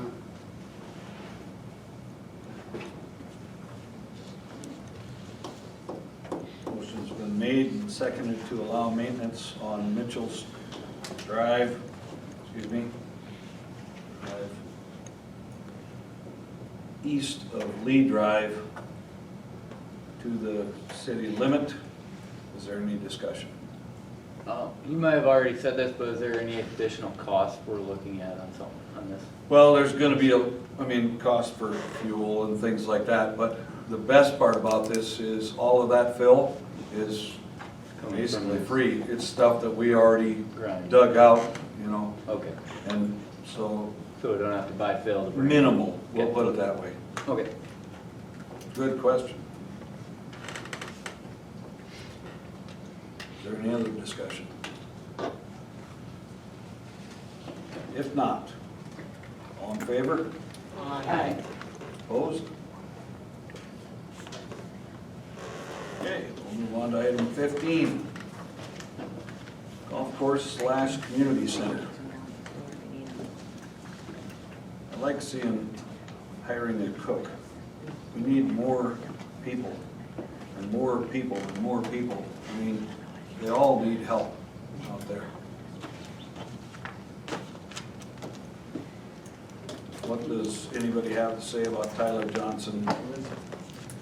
We had an interview with him, Cal was before we went on vacations, I think. 1st of June, first part of June. So he's basically been working He has already. been working, because we were kind of desperate Yeah. to have some help in the kitchen, so we went ahead and let him start, and he's been doing fine. Correct. Yeah. So, He shows up to work? he shows up to work. That's what you need to do anymore. So we interviewed him, Tyler Johnson, and Stormy Carlson the same night. So they both seem to be fine. Okay, well, we've got, I guess, A is Tyler Johnson. I'll make a motion to hire Tyler Johnson as a cook at $10 an hour effective immediately. I'll second it. Motion's been made and seconded. Do we need to go retroactive? Effective retroactively on that, since he's been working? I've got his hire date, I've got his start date. Okay, so we don't have to say it. Effective, okay. Okay, is there any other discussion? If not, there's a motion, 15A as written. If there's no other discussion, all in favor? Aye. Opposed? I'm going to move down to item D because it's something you already mentioned, Stormy Carlson. And you said that, She was going to be on vacation Yes. till the first part of July. She So was that's, fine with she was that fine start. with waiting. Mm-hmm. And I don't know, is there a point when we need to put a cap on hiring waitresses? Like, are they all, do we have too many? You know, and not putting her down, I mean hiring her. Because we have another applicant. We have too, another and applicant too. Yeah, we You haven't know. done anything with her. From everything that I've seen that's coming forward to the school year, Stormy, we've already more or less Right, accepted. Anything after that, I think maybe we should table. Yeah, because I'm afraid people aren't gonna get Because we're gonna hours have if too we many, too yeah, we're many. gonna have, Yeah. exactly. But then again, with coming events, we Yeah, can you don't use, know. we can use such Yeah. for that. Some of our excess that. Because we don't really already- aren't losing We're not losing anybody there, no. waitresses, because they're younger. there's nothing wrong with taking applications and holding them. Holding them. Correct, correct, that's what I'm thinking, Just hold saying. them, put them in a, does that sound bad? And do you think we should interview them or wait? Well, What I've is- what is seen the both, protocol, I've seen you both in the near past. I've seen people that interviewed and then they said, all right, we'll keep your application on file. We decide to go another route or we are waiting. Okay. So, I guess we can decide what we want to do then. So in the meantime, I'll make a motion to hire Stormy Carlson at $7 an hour as a server effective immediately. I'll second that. motion's been made and seconded. Basically, item 15D as written. Is there any discussion? If not, all in favor? Aye. Opposed? All right, we'll move back up to item B. Motion to approve a wage of blank for Connor Lusk, effective blank. He's been cooking, Yes. and so we And he's think been he- cooking on his on own. his own. That's probably a crucial I mean, piece of the when puzzle. we right started the golf course, we didn't exactly know what we were getting into. But we haven't gotten a whole lot of cook applicants. Yeah. Most of them can't do it alone. Well, he hasn't necessarily cooking on his own alone, but he is my, Didn't he Second over- man. but he has done alone. Yeah. Right. Okay, that's what I'm saying. Right, he has Okay. done it, he has Yes. done alone. Okay. It was, I don't know, he's more a dependable, my dependent, well, I'm not there because he Right. knows. And he's also been taking over some of my stuff that I do on the other side that he hadn't learned, which I've been teaching him. And he's And it was only proposed, here it was till, proposed to him that yeah, as soon as he was comfortable and he gained his knowledge that he would be increased. My only thing is, he mentioned to me that his current is under minimum. I'm not sure on that, he mentioned that, which our minimum is $9.95, right? Oh, And I think I he's don't know if he's $11, got, isn't he says he hadn't gotten the increase. to that, and I then, was just gonna say, it's not that one, it's in the big one. And he will be leaving what? The he will end not, of- he will be leaving us in November sometime now. He Oh, has November. extended, he has When is extended one his. in the service? Oh, November now. I think I missed one. I did something. That's okay. And another thing in his defense, we had hired Mike to, At a higher rate to than he help, did. or to do more in the kitchen, but the heat is really bothering him right now in the kitchen. Mhm. So he preferred in these real hot days not to cook, so Connor could help us out that way. Along with Tyler and Sam, Yeah. What's Mike doing if you don't cook on hot days? He's in the bar and I don't ask Clint. What's Mike? Oh, you're talking about, If Mike is not cooking, what's he doing? you're talking about Big Mike? Big Not- Mike. Not, I thought you were talking about Mike Cass. No, look, no, Oh, I'm little sorry. Mike's at the pool. Big He's doing his, Well, we do that at he's taking care of the golf people and bar Is he and, not in line? He just said he can't.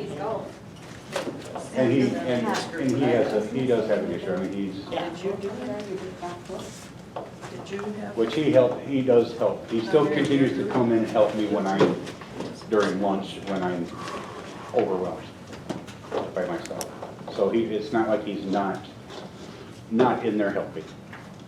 But he just isn't in there all the time. Right, and which he never had been. Yeah. And I will say, I had my favorite dish of Clint, Oh, yeah. and Clint wasn't there. And it was, because my favorite, I love the beef marsala. And he did a really good job. Was that Connor? Mm-hmm. Yep. So I'll just say it's witnessing bars and businesses around, yeah, like you said, there's a very, very small amount of applicants. I worked trying to get applicants for another bar and we would put out and there would be 0 applicants for months and months. And that creates extreme burnout and then you're gonna start losing your good people. And then it's downhill from there. That's true. Then people quit going to it and quit eating there, so. $9.95 is what he was making, Okay. okay? I was only questioning because No, of that's what he said, okay. what he had said to me, that's all. Well, we were thinking 12, right? Yeah. What is it? $9.95. Oh, that is, okay. So the only comment that I understand and can appreciate that it's very difficult to find people for certain positions. But you have to look at your other employees up there. And they're also doing a good job for you. And if you are wanting to give a pay rate to one employee, are you going to be willing to do that if at the next meeting another employee comes up to you and asks for something? And I just caution giving onesie-twosie pay rates, especially to a temporary employee. And this is nothing bad against Connor, because I enjoy him, he's a wonderful employee, but he's a temporary employee. And so you're giving a benefit to a temporary employee. And we knew that going in, which he's actually extending his temporary employment for another couple of months or so past what he had said. And it was a thing that, when Dave was still on council, that we agreed once he completed, which it should have been brought forward now. It was only because I was not aware of what was at that time, but serving as a purpose as more or less my backup to things, I believe he deserves it, and everybody else around him is making more than him, Yes, we as he was hired. We hired Sam at $12 an hour. I I thought it was definitely 11. think that, Was it 12? Well, he's Okay. getting paid 12. Okay. And Yeah, we did. with the competition nearby, like I know Waddy's is hiring Yes. cooks for 15 to 20 bucks an hour. So I definitely think that we should. you And don't I want them to think drive down the road. if another employee has stepped up and done something, because Well, it's on a case-by-case basis. yeah, Right. I mean, if somebody else steps up and like did something that I thought was worthy of it. I mean, Always performance-based. yeah, I don't have a problem raising. I think we just, when we hire somebody from here on out, I think it's, we hire them and that rate stays the same for 1 year at least, you know? I don't think we should be doing. But At right least now 6 we're- months. I mean, a But lot right of now, places we're do. learning, Oh, that's yeah. my thing, is like, because we've never done this. That's right, absolutely. And so now we're learning, and if Sam got hired at that, it's unfair that Connor isn't, Right. because he's really stepped up. But the difference there is Sam had a lot of experience coming into it that Connor did not have. Now Connor But Connor's has. learning, and he's he gained needs to be that. rewarded. Yeah. So what if another employee comes to you or already has come to some people and they were. Are they doing no. an amazing job? Well, that goes to what Lucas just got through saying. By definition, a pay rate increase should be on a structured basis. Most, Whether it's 6 months, whether it's a year, a lot of places do. 6 months after hire, they're Yeah, they reviewed, and if they're Yeah. walking on water, When did get her Connor done. start? I mean, Connor started with us in November or December, wasn't he? I think you've been on since we opened. Or January. his sister was Connor, I believe, came, Karina? Right. Oh, Karina came first, you are yes, correct. and I So it might have believe been. Connor was February. late January, early February, Yeah, maybe? you are right, I forgot Karina. So it's coming up on 6 months. Anyway, I guess your suggestion was $12 an hour to somewhat match Sam's. Sam's getting paid 12? And Connor's outperformed Sam.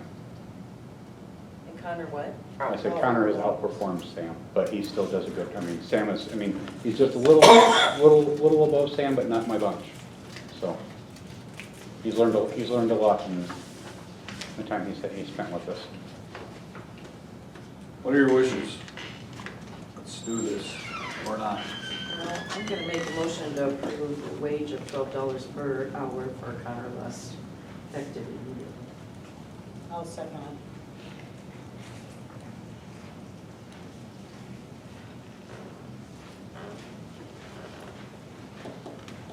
Motion's been made and seconded to approve a wage increase for Connor Lust to $12 an hour effective immediately. Is there any other discussion? I do want to, I don't have a problem. I just wanted to say, I agree that we do need to Yes. watch Yeah. I do our too. raises, but We also we have to take also into- started lower. Right, exactly. We started out lower when we were first starting because we're new at this. So it's we're learning, and then we'll get it, once we get it steady, I agree. I do too. Is there any other discussion? If not, all in favor? Aye. Opposed? Okay, then there's a certain Wanda Halverson, I don't know who that is, but motion to approve hiring that individual as a server, $7 an hour effective immediately. So with Abigail here, Wanda is. Thanks, Glenn. You're welcome. Wanda is not working, I mean, she still is full-time per our employee manual, but as Abigail gets more comfortable with her job, she will have less and less hours put in. And so Wanda requested to be a server out there. And this will only be for special events and or if they're shorthanded. I do not want. To be on a regular rotation. Correct. Correct. So will that just be to 40 hours a week? In other words, yeah, 40 between the hours two between jobs, the I'm two, saying, Wanda. between the two jobs? Yes, for a very short time. And then I will be tapering down and it will only be But very it would few. never be more, you don't think? No, That ever, was my never. question, okay. I'll make a motion to hire Wanda Calverson as a server at $7 an hour effective immediately. I'll second that. Motion's been made and seconded to approve hiring Wanda Halverson as the server at the community center for $7 an hour effective immediately. Any other discussion?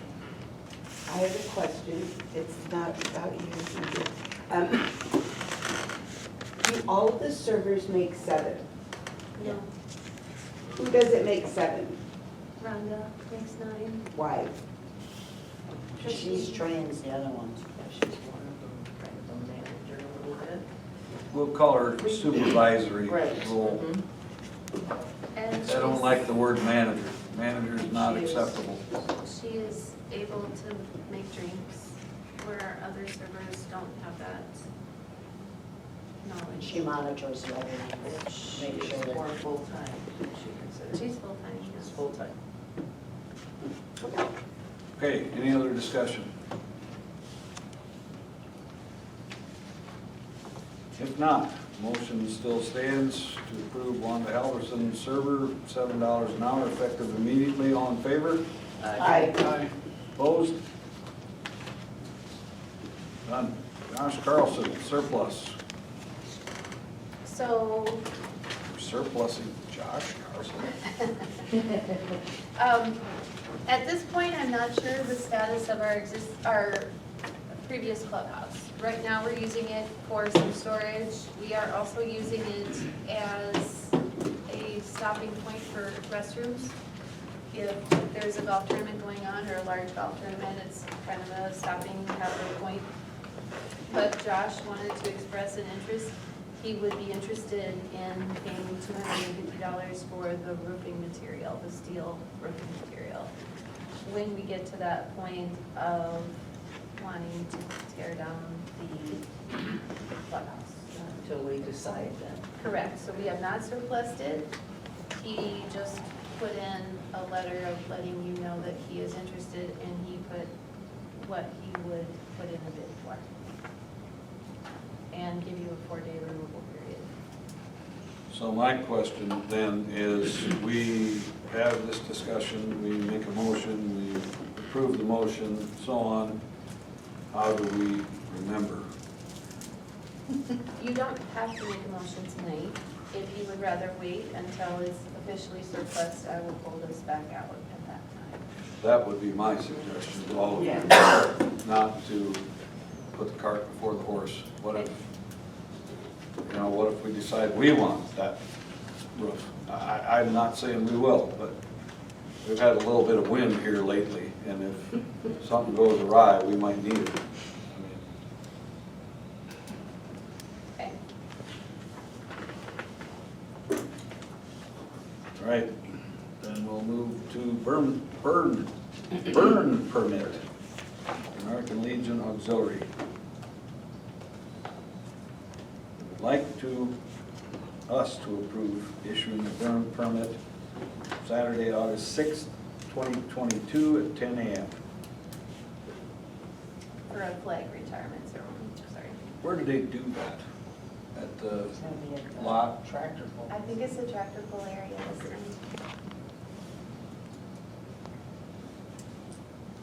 I'll make a motion to issue a burn permit to the American Legion Auxiliary for Saturday, August 6th, 2022 at 10 a.m. I'll second it. Motion has been made and seconded. Basically, item 17A as written. Is there any discussion? If not, all in favor? Aye. Opposed? Who seconded that? Cindy? Cindy. Cindy, okay, thank you. Regarding the COVID policy, we just in the very near past had an individual that developed COVID, and a parent of another individual at the community center was not very happy about the fact that that individual was still on the schedule. So we had to reissue the same COVID policy that we've had in force since November? January 21. January of '21.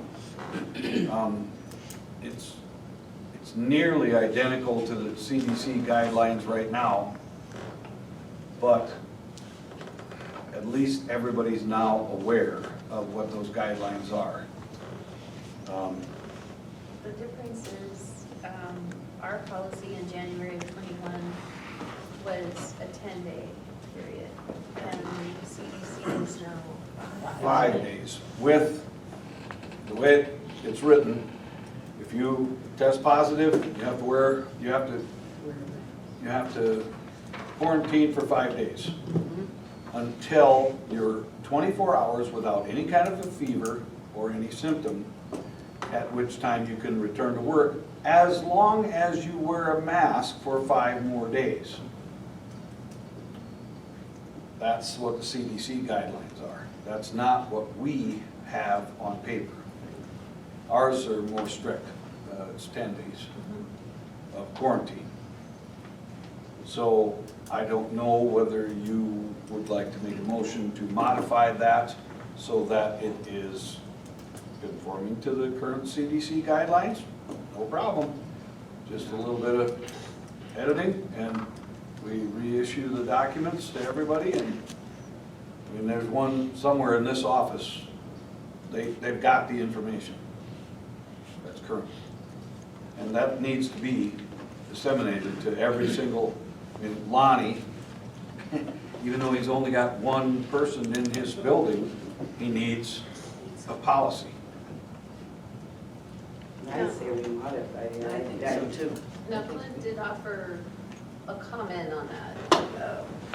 Because you're dealing with food and you're working in a restaurant, patrons may not feel comfortable if a server is coming up to them in a mask. So maybe in that regard, the 10-day. A lot of businesses, people wear masks yet, and Oh, the yeah. patrons don't. Yeah. I mean, when we were in Alaska, they all had masks on, none of us had to wear masks. You walk into Every Walmart establishment. and, I mean, some employees are wearing masks, some aren't. It's all dependent upon the individual's comfort level. And I don't have a problem wearing a mask sometimes. Sometimes I don't. Do it unless I have to. I don't do it unless I have to. I can't breathe. I don't do it unless my wife says you will. See, I'm the one, so I say I'm not gonna. But my point is, I mean, the individual that's sitting there, if somebody comes up to me and they're serving me and they're wearing a mask, I'll be like, cool. Yeah, it wouldn't Could I have some at all. chicken strips? I I mean, think I even went to a restaurant and the server. Oh, had yes. them. oh yeah, Yes. I have Sioux too. Falls. Yeah. Okay, so the way our policy is, if you're symptomatic and have tested positive for COVID, we currently say you must isolate for 10 days from the date the symptoms began. Do you want to keep that sentence or drop it to 5? I think I should say 5. Okay. And then before returning to work, 5 days must have passed and at least 24 hours without fever. Okay. You And test positive but have no symptoms, you are not symptomatic, you have tested positive, isolate for how long? What does CDC say on that one? actually, I think it's almost exactly the same, it's still except it's It's- 10 days with a mask. I mean, you can go back to work. 5 quarantine, 5 with a I mask. think so. Same as the first one, basically. But that first one, you did not You say said anything about the Mask. mask. Okay. And it should, at the end, they should have to wear a mask for 5 days. So, If they're gone for 5 days, that's fine, but then they should have to wear a mask for 5 days after that, in order to follow the I guidelines. think so too. I think it should be, both of them should have a mask. Okay. The first one too. All right, and then the third one is you've been in close contact with someone with COVID and you are not having any symptoms, how long should they isolate? According to their guidelines, I think they say you don't have to I isolate. think you don't You have have to to anymore. monitor your Yes, conditions. that's what I thought. Yeah. All right. And then the other sentences, you may return to work after 7 days of quarantine with a negative test taken at the earliest of 5 days. Do you have to take a test then? Do you have to Well, no, isolate if you don't have to You isolate don't, here? why according would to you- the new, Yeah, then according to the new guideline, that's I think the whole strict thing and would be complete. out. Okay, No, I don't know. Yeah, What do you think? Ours, we don't have to. So I'll probably leave a sentence in there about close contact, just so it's addressed, but, Monitors. Just Monitor monitoring your them, so symptoms. perfect, okay. How are you gonna prove This that? is my question. This is just, my work doesn't require it, but we have to take their word for it. Like I told Linda, I'm not gonna police COVID. How can you? I mean, they don't have to go to the doctor. We have a bazillion self-tests anymore. Well, Am I wrong? no, I think you're absolutely right. 'Cause I can't we're tell. trusting that they're saying that. Do you have symptoms? If you sniffle, am I gonna say, get on the floor? Right. You know? Can't do it. Yeah, I agree. So that's what I said to So Linda. I'm not it's gonna an honor police. system, basically. Okay, Okay, we would need a motion to modify that, I believe. unless you want to see it in writing. Yeah, Yeah. I think so. Okay, so At I'll the make next the meeting. changes and put it on, So then we go what the old. correct. That's fine. Okay? Well, wow, on the back page, finance office updates. Okay. So Abigail's doing a great job. She's really gotten doing the deposits down. She does great on those. She just had her first experience of reading meters and doing billing. And lots of lessons learned on that one. And today she just did liquor billing, so. Any comments you want to add? No, I don't have any. It's all up to you guys. And I think you've met everyone, so this is Sam officially. You probably talked to him on the phone, but not met him in person. So. The Housing Planning Committee, it's a joint effort between members of HRC, members of Industrial Board, Mr. Reed, being with the school, and some members of City Council and myself. We actually met together. We met with the people of HUD. HUD. That's South Dakota Municipal League and HUD, right? Yeah. And everything went really favorable. And Todd Nelson, well, first of all, HUD explained a lot of what's out there for options, for financing, for how other communities are working together to do these projects. And Todd Nelson was very in favor of keeping this group working together instead of having HRC working on a housing thing or having industrial board working on a housing thing. We're gonna pool our resources and we're gonna do this together. So we're gonna continue to meet. We're gonna have our next meeting on July 12th. And kind of just talk about the vacant properties that we have that potentially could have a home put on them. So you'll be hearing more about that as we go. Are both those new houses sold? There are 3 people waiting to look at the spec house on Beck Drive. Okay, but the other one is, it just moved in?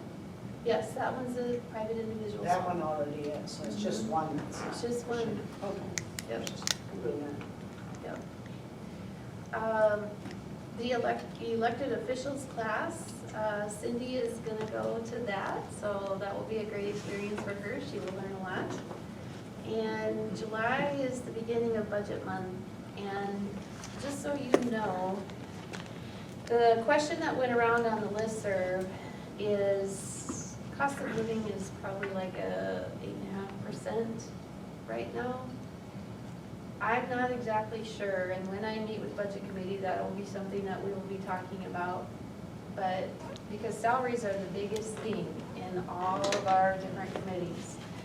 And I'm not exactly sure where we want to go with those. So if you have some ideas or thoughts, please share them with budget committee because that's going to be a tough one. So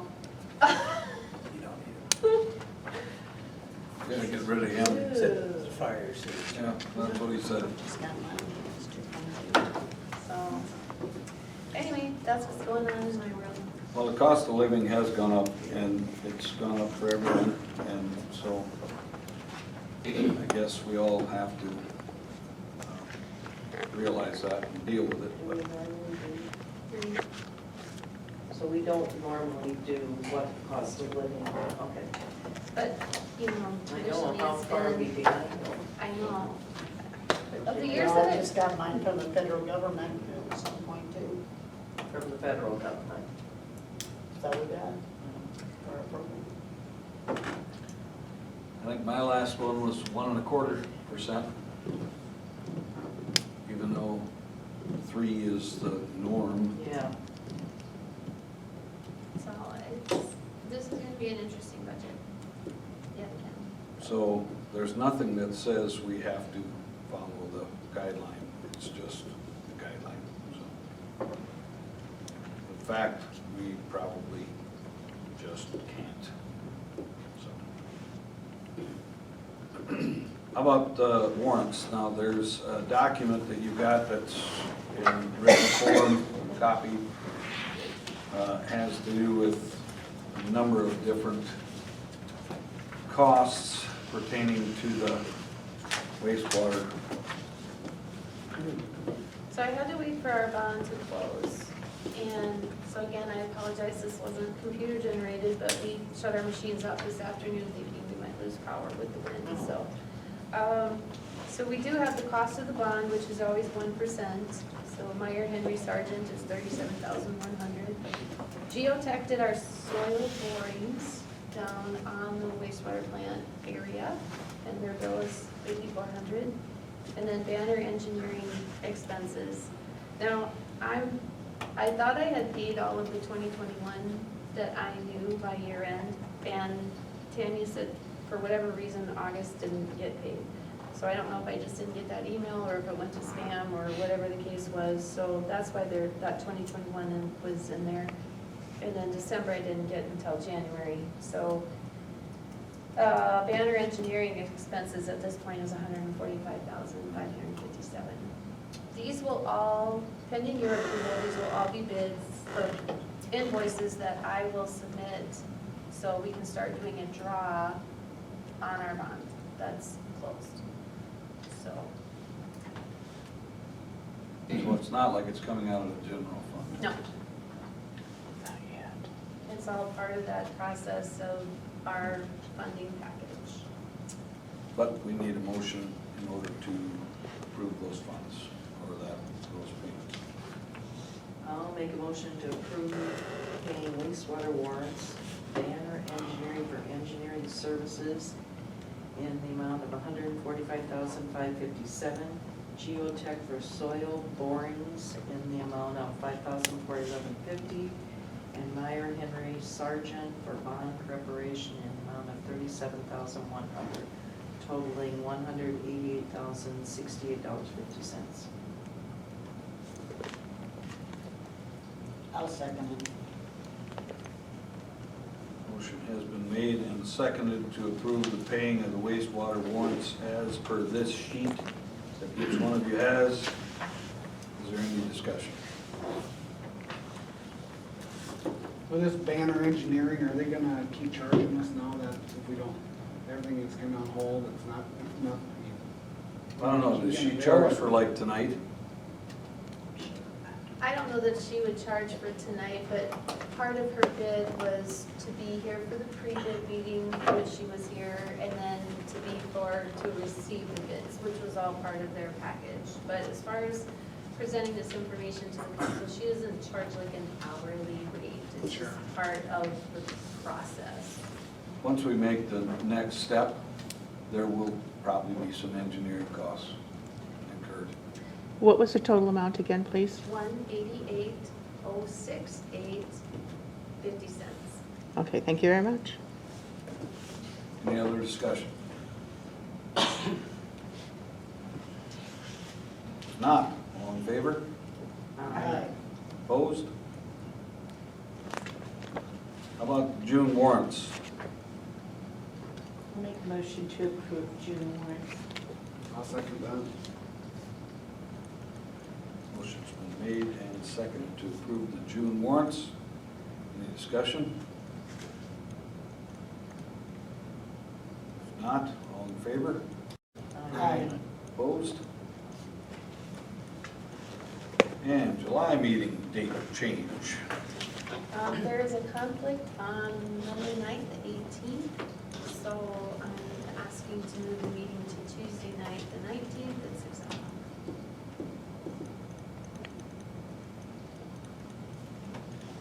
Does that work? I'm gone the 18th too, so I think I said that. Okay. I don't have a problem. Need a motion? I'll make a motion to approve moving the July 18th meeting date to July 19th, 6 PM, 500 Dakota Street. I'll second it.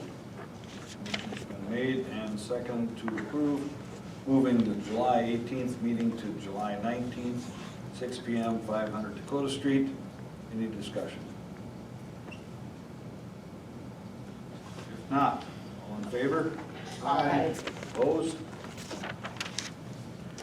Performance reviews. You can see FY stands for full year. Wanda Halverson, Lonnie Johnson, full year. Austin Sculler, full year. Dale Pearson, I have full 4 year. of them again. Pat Jerns, full year. And I'm sorry, there should not be a motion line there. Okay. Yeah, that's Yeah, that's information only, huh? correct. And Leonard E, City Council meeting, oh, we already did this, July 19th. Session 2 swimming lessons start July 18th, 2022 and go to July 29th, 2022. As far as an HRC update, the only thing I can tell you is that we had a special meeting, I don't know, a week and a half ago, yeah, week and a half ago. And the purpose of the meeting was to discuss the sale of the first of the 4 units of the fourplex that has already been completed. And we basically have offered to the existing other 3 renters first option before we officially list the other 3 properties. We also have First Fidelity Bank, First something bank. I can't remember the name of the bank, I apologize.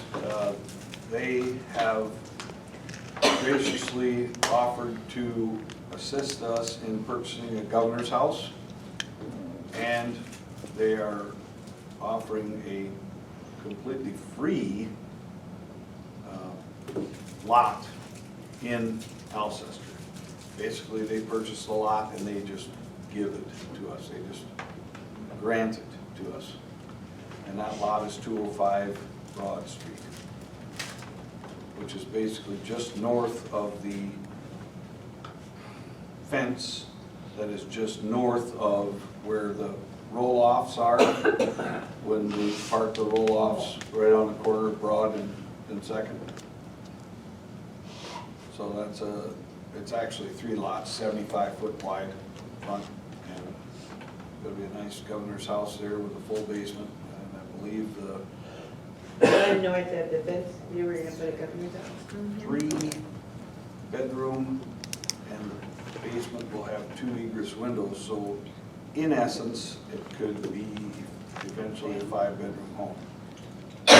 Obviously, this is kind of part of the whole affordable housing. I mean, it will definitely be more affordable than a lot of housing that is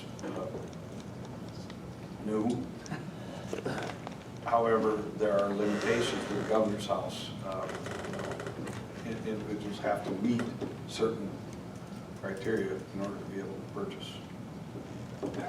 It's still a step forward, and we're pretty excited about having another house going up. Basically makes the east side a little bit, lifts it up a little bit more. That's right out my front window. Is it? Yes. I can see the trash, or the roll-offs and stuff. Oh, yeah. Yeah.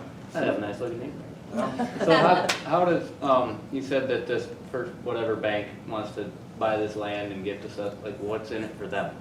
That's a good question. That's a Because really nobody, good question. no banks give away stuff for free. You know, it's something, a lot of banks give away stuff for free, and they have to. Yeah. Because what they have is these guidelines that says they have to put a certain amount of their billions of dollars that they make back into the community. And they don't just put it into their community, they'll put it into any community that's willing to take it. And boy, we'll take it. We'll take it. And so when we found out about this, we said, well, why would we not, you know? I mean, the lots are super expensive, but still, you're not gonna look a gift horse in the mouth. I mean, it's amazing. That's a really good question. I was shocked. But Jared Dreesen is the one that said, this is a real common occurrence. And there's a lot of this going on all over the nation. And I think we're gonna take advantage of it every chance we can get. So, we're doing our best to try to bolster the tax base in the city. And really, the R, this is the Housing Redevelopment Commission.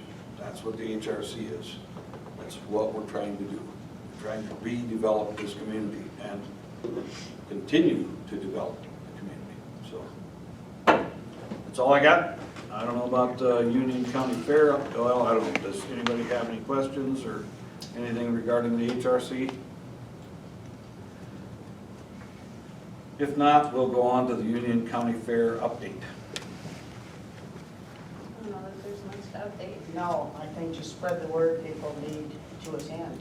Yeah. I think it's kind of, I don't know, kind of nervous. I'm nervous too, we don't have flyers yet. Yeah. Hopefully at our next We have a meeting new we'll have agent, that. new county agent, and When is it there? Can I suggest, I work for a company that does large format printing. We have a lot of banner material, that we could make some banners up for it. Nice. And it's, so is it the 4th? 4th, 5th, and 6th of August. We don't have anything yet. I don't have them yet, but I know, That is kind of Oh, shocking. yeah. especially when we're doing the rodeo again. I don't know, you want to maybe touch base with, I'll give you the contact Okay. there. Speaking of banners, was it you and I that were talked to? We have lost some customers to both Earsford Golf Course and Hayward Golf Course because they came here and they went in the driveway of our old golf oh, course. that's right. And they then thought I- it We was were gonna put closed. something there. And I did say we were gonna put a sign up and we didn't. Where did was we? it? Somebody told us that. Where were we? Can't even remember. So, Kelly, your Yes, I think that's your right. employee meeting and Kelly told Yes. you. yeah, Yes, that's what it was. You know, amazingly enough, I had a meeting today down in Elk Point, and the individual I met with had nothing but good to say about not only the golf course, but the community center. It was amazing. so we don't want to lose people because of. No, we Yeah, know. exactly. And he said, you'd be surprised at how many people from Beersford, Sioux Falls, Elk Point, various. Has the golf course picked up? Have you, is there any, you don't know? You know, it's really interesting. Wanda and I were up at the clubhouse on Saturday night because we had a lot of young people gone for camping, 4th of July, whatever. And there was a family of probably 7. Was that your table? Was that my last table that I had? Yeah, there was 7. And it was mom, dad, and kids. And they were all adults. And they had golfed all day, and then they came out for supper when they Wow. were done. And they're like, we're not gonna go anywhere else. We liked it here. So we are getting people. Getting from- some people from, yeah. It's a nice course, and I mean, it's short, but a lot of people I kind of just like was that too. curious about it, because it seems like there's people out there, but it's hot. One thing that was mentioned to me today was, like a lot of courses, we need to do maybe a little bit better job protecting our greens during the winter. Yeah. Yeah, And- that was the old And line I heard. there's nothing you can do if you don't get any snow unless you're really gonna protect your greens by covering them or whatever. But that might be something we want to look at. Some of the more. He said that it was, it'd be going along smooth and then it'd hit the deck. Early spring, it was tough, but, I mean, they've bounced back pretty well. This'll help. Oh, yeah, this Yes. rain, yeah. Good stuff. So we definitely need to get something up across the Yes, we road. do. Yeah, it should be right on the end of the building, right on the end of the building, just a banner that says, this facility is closed. Please go to our new golf course clubhouse on 6th Street. You know, turn left at your first left turn, going south. Lonnie has been flying solo pretty much these last few weeks, so now that he's had cash to help him, I will email him tomorrow and they'll get something. But he's been really busy. He has. It takes a long time to get all the way up to Sioux Falls, get hot mix, get back here, deal with it, get back up, get another load, come back. I mean, that's a chore. Okay, item number 22. Do we need an executive session?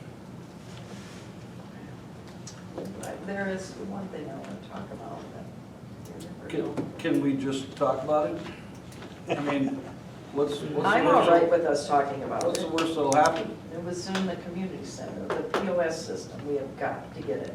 Have you Oh, ordered yeah. it? It's here. The advanced version, no, the one that we're, the other one. The full version. Yes, the full version, we need to get it, we okayed it. I did not do it in June because the one person who really wants it didn't work hardly any shifts, and that was Laura Willie. But I think they all want it, they all do this, that we I- are meeting with them. I've been approached. They won't have the benefit of it like Laura, because none of them have this ability of logging in and making changes to the menu, I mean, Laura has elevated privileges that the average server would not have. But I think the it's fact that they're splitting able the to ticket. break up the tickets That's what it was, the correctly, breaking up of the that tickets. will help immeasurably. Yeah. Yeah. Right now, the way it stands, a couple of people have gotten, Yes. like, I don't know, tips, $300, when really they only got $30. It's But because they got a whole bunch of other people's tips on Because there. of the way the. It just doesn't It cut doesn't them up. break it out for them. So. Oh, I will get that. Thank you.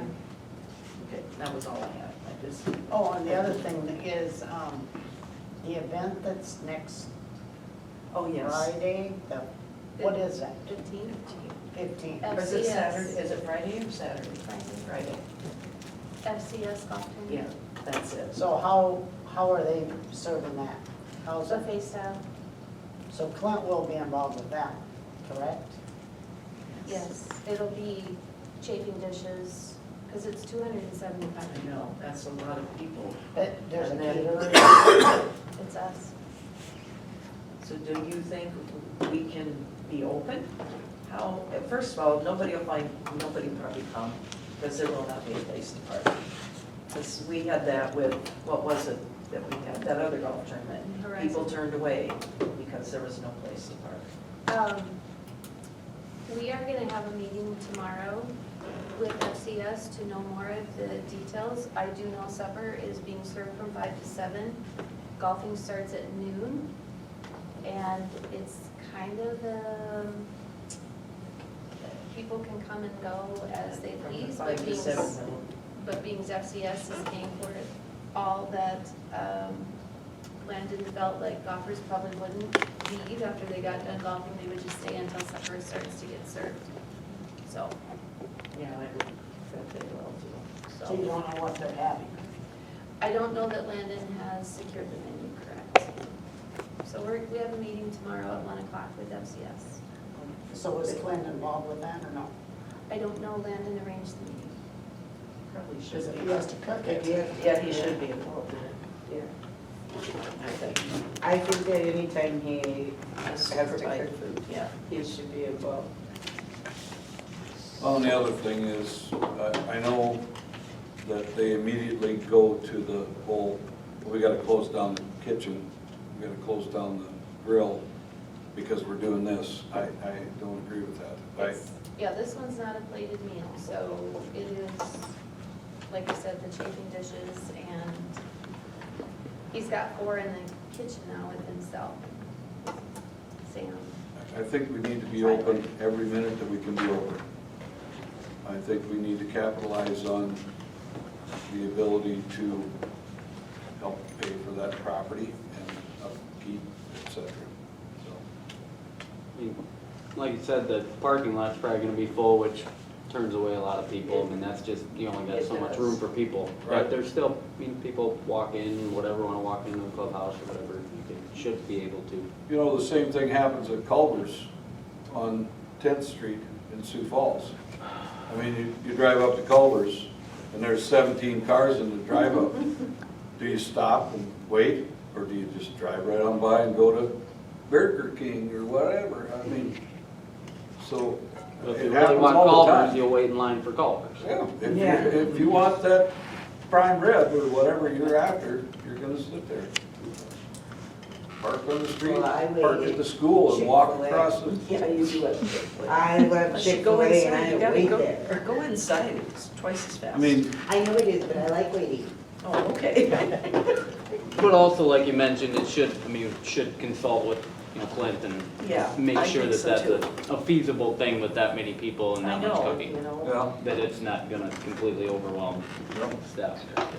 And if they need to put on 2 more people from the group that they have, do it. And just take care of people to the best of their ability. That's all. Well, And how about this Sundays? Wasn't that another thing we were gonna talk to you about? How was this last? Oh, 4th of July. Yeah, how was well, that that? 3-hour deal, Yeah, how was that? Did you, anybody hear? I didn't hear. I did not. Monday was a very good day at the clubhouse, which was actual 4th of July. I do not know about But we didn't Sunday serve sales. food that day, right? No, but we had a lot of golfers in there. Okay. But I So we don't know what our Sunday was like. I honestly don't think summer Sundays are the best time to be open. With the exception of this weekend, we've been growing our numbers, Yeah. and it's been up to 100 meals Has in it 3 been? hours. That's not bad. No. So it was like 30, and then 70, 70. and then 100. Well, that's not bad, 100's not bad. So, Well, even 70 is. Well, like Linda and I were talking, you know, sometimes you do have to look at, you're paying 3 waitresses, You gotta look at one all or 2 your- cooks, How many cooks and how many waitresses how are much you're you? paying an hour, you Yeah. know, if you have 35 people. You know what I mean? but no, it has been growing. I cannot give you the number for Sunday, For Sunday. I but just was it curious has been how growing. much. So, And since there was no executive session for that, we only have item number 23. I'll make a motion to adjourn council. I'll second that. Motion's been made and seconded to adjourn the city council. Is there any discussion? If not, all in favor? Aye. Say that quickly. 9 o'clock exactly. That is a